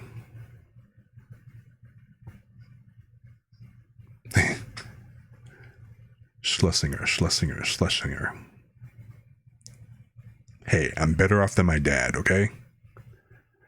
In fact, anything pertaining to my accent that may or may not be fucked up is all the fault of my father. I solidly blame him. So, I've mentioned before, you know, I'm half Filipino. My dad is Filipino, came from mountain provinces and stuff. He's Ilocano to be specific. So yeah, very much mountain province.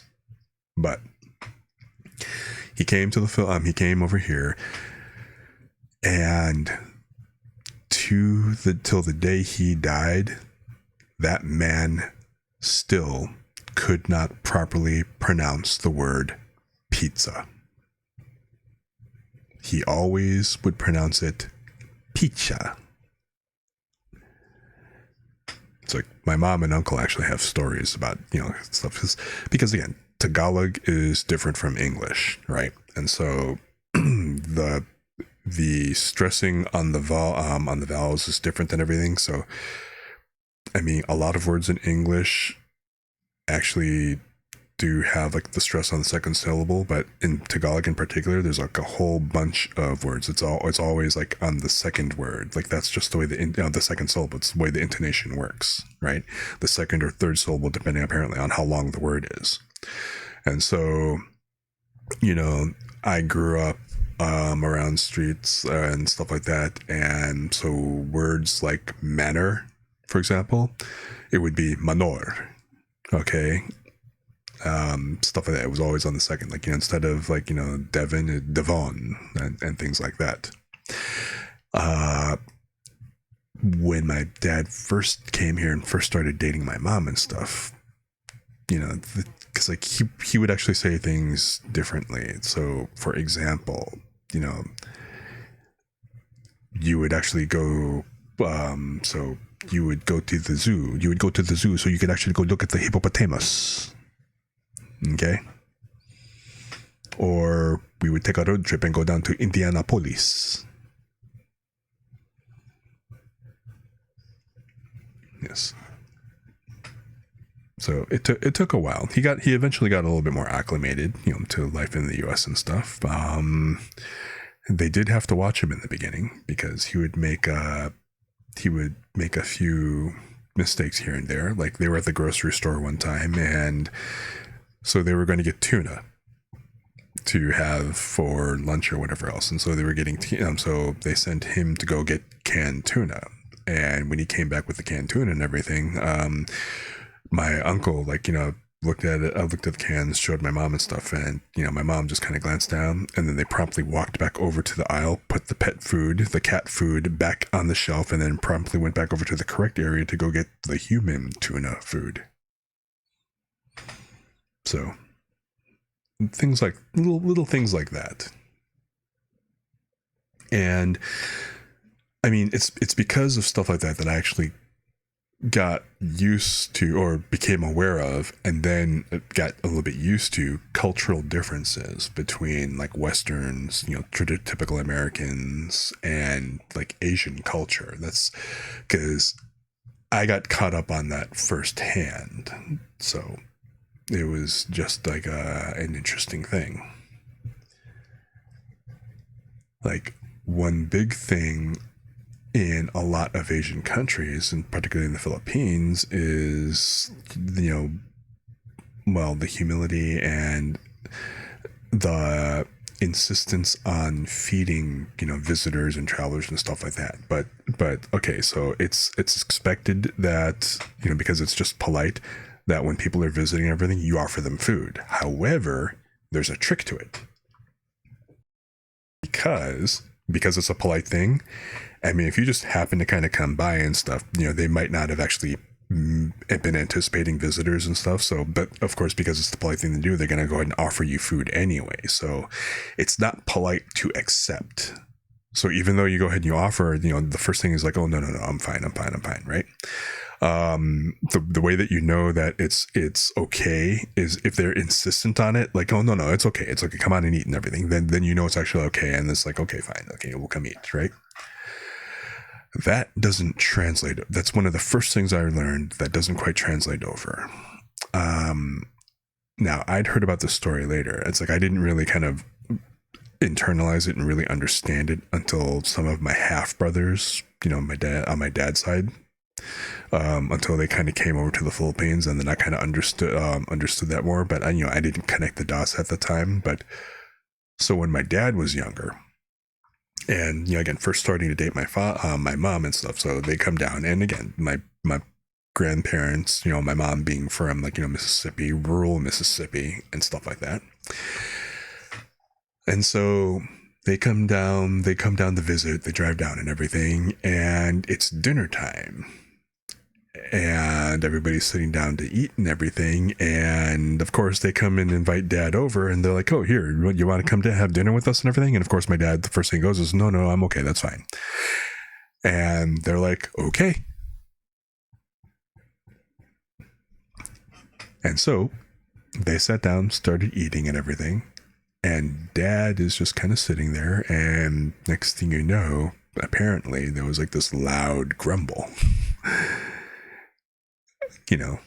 And it was, of course, my dad's stomach. And, he kind of was sitting there looking a little pitiful and everything. And, they finally asked again. And it's like, are you sure that you don't want to kind of eat and everything? You don't want to come eat and stuff? And he just kind of said, kind of quietly and stuff, actually, I am quite hungry. And it's like, well, come on and everything. So again, culture shock and stuff like that. So just little things like that you have to watch out for.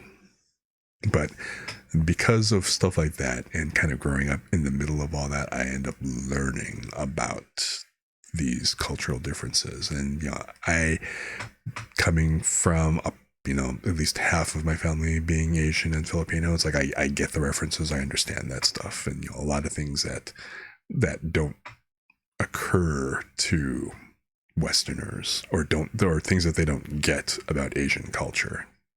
So it's just interesting stuff. Fortunately, it's also knowing these cues and everything has also saved my butt in social graces and stuff like that, because, fortunately for me, I knew how to be polite and stuff. And so when I visited, in high school and stuff, visiting my friends and everything, and, my friend didn't happen to be home and stuff, but his father's like, hey, why don't you come eat with us and stuff? And then, of course, the polite thing to do is refuse. And I was like, I'm okay, I'm good, but thank you and stuff. And he's like, okay, you sure? And he's like, I'm good and stuff. And it's like, all right, cool. So social cues, important to learn them, and it's good to have international friends, I think, is like probably the best takeaway from all of this. But, growing up American and having my Filipino half brothers and sister kind of coming over, that there was a little bit of friction here and there. Well, okay, it was awkward mostly pertaining to my brothers, but the friction came with my sister, because remember I mentioned before that my dad had a temper? Well, my sister fully inherited that shit, so okay.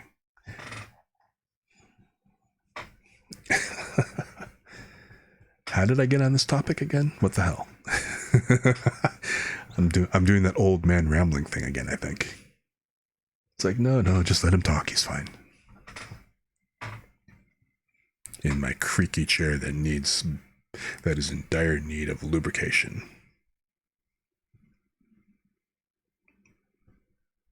Well, as long as you're having a good time, then I guess that's all that matters, right?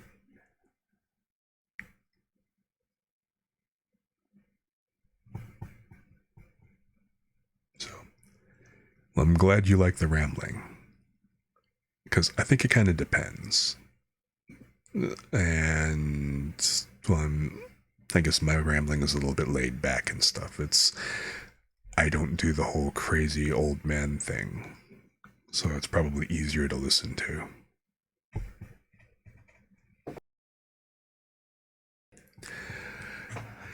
Yes, somebody was definitely up super late last night and needed to be put to bed. So you should definitely go ahead and go to bed earlier today.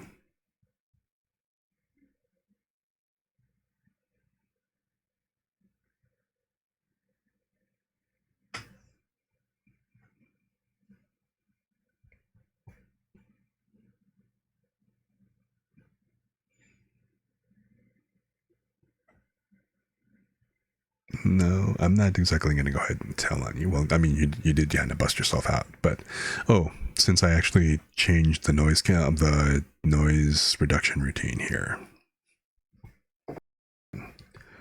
Lumi, are you being a good girl? Ara ara. That's totally going to be a new redeem.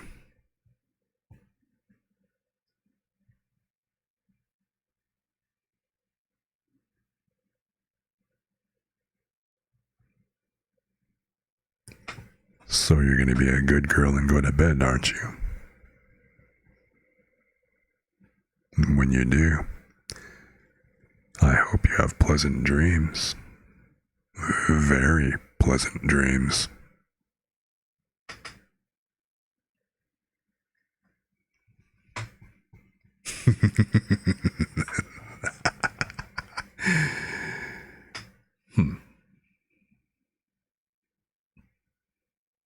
Again, maybe I can be a little degen.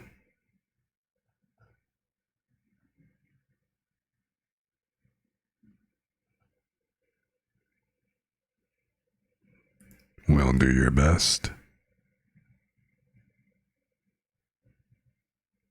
Otherwise, I'm gonna have to come and tuck you in or something.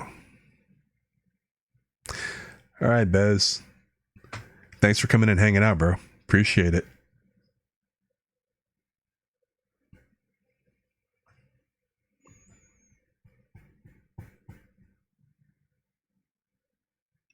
So,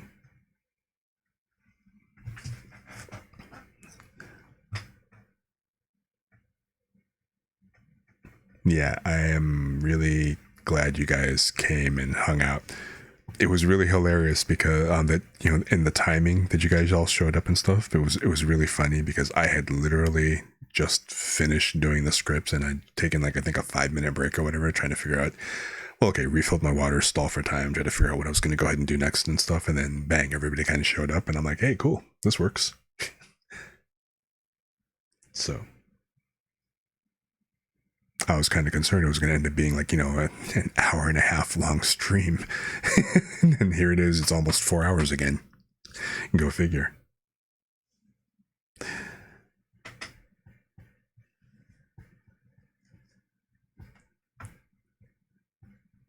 Yeah. Ebazev, it was really good meeting you too. It was, and thanks again for posting your scripts and letting me read them and everything on stream.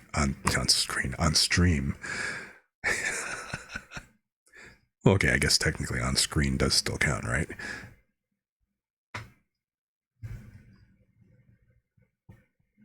But, well, I mean, hey, full degen is always fun.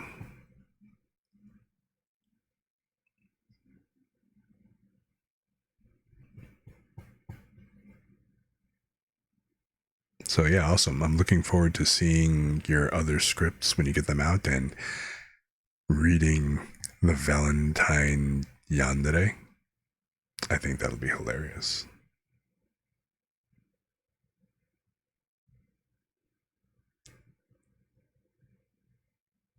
Oh, that would actually be pretty wild. A script reading collab? Wow. That would actually be pretty different. I haven't, again, this is like my first time kind of doing this stuff, so that would be pretty, I think that'd be pretty trippy.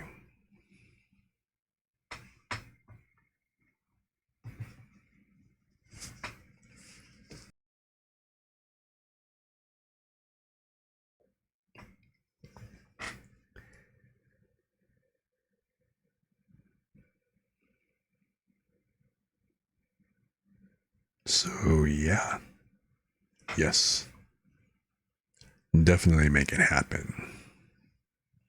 Having both parts, that would be definitely wild.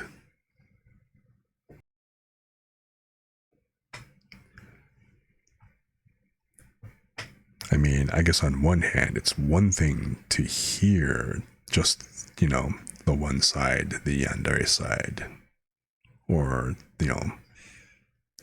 the top side, or just one half of the conversation, but getting both of them, that would be a lot of fun.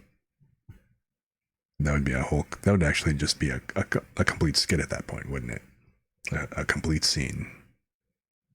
Having the back and forth.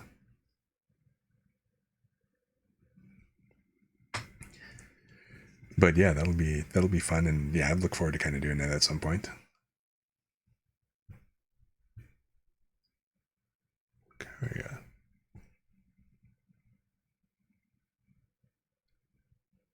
And so it is. So it's about 1:30 my time, which means Lumi, it's 2:30 your time. And I have almost gone for 4 hours, so that's pretty impressive.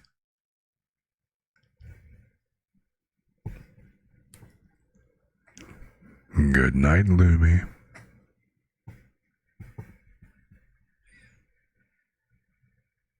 But on that note, also, I do believe I am going to go ahead and start calling it a night as well. Um,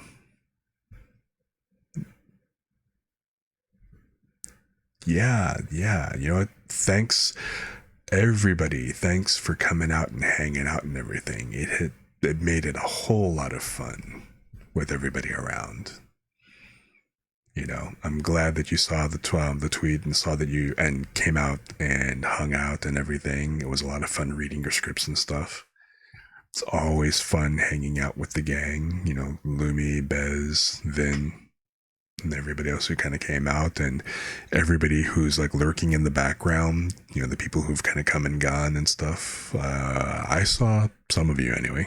You know, so I know some of you are good at stealth lurking and just kind of in the background that I might have missed. So to whoever you are, whether I know you or not, glad you could make it. Hope you had a good time lurking. Absolutely. But I am going to go ahead and call it a night. I don't see anybody that I know to raid, so I am probably just going to go ahead and call it for the night and just kind of call it an evening. But yeah, thanks again for coming out. It was great fun, great meeting you. It was a really good time. And yeah, hope you guys have a good rest of your day, rest of your night, no matter what. And I will see you again soon. I'm trying not to ape, like, a certain news android and stuff in the way he says. We'll be back with more things VTubers say soon. But I've been doing that ever since I started watching him. Anyway, I'll catch you guys all later, so y'all take care.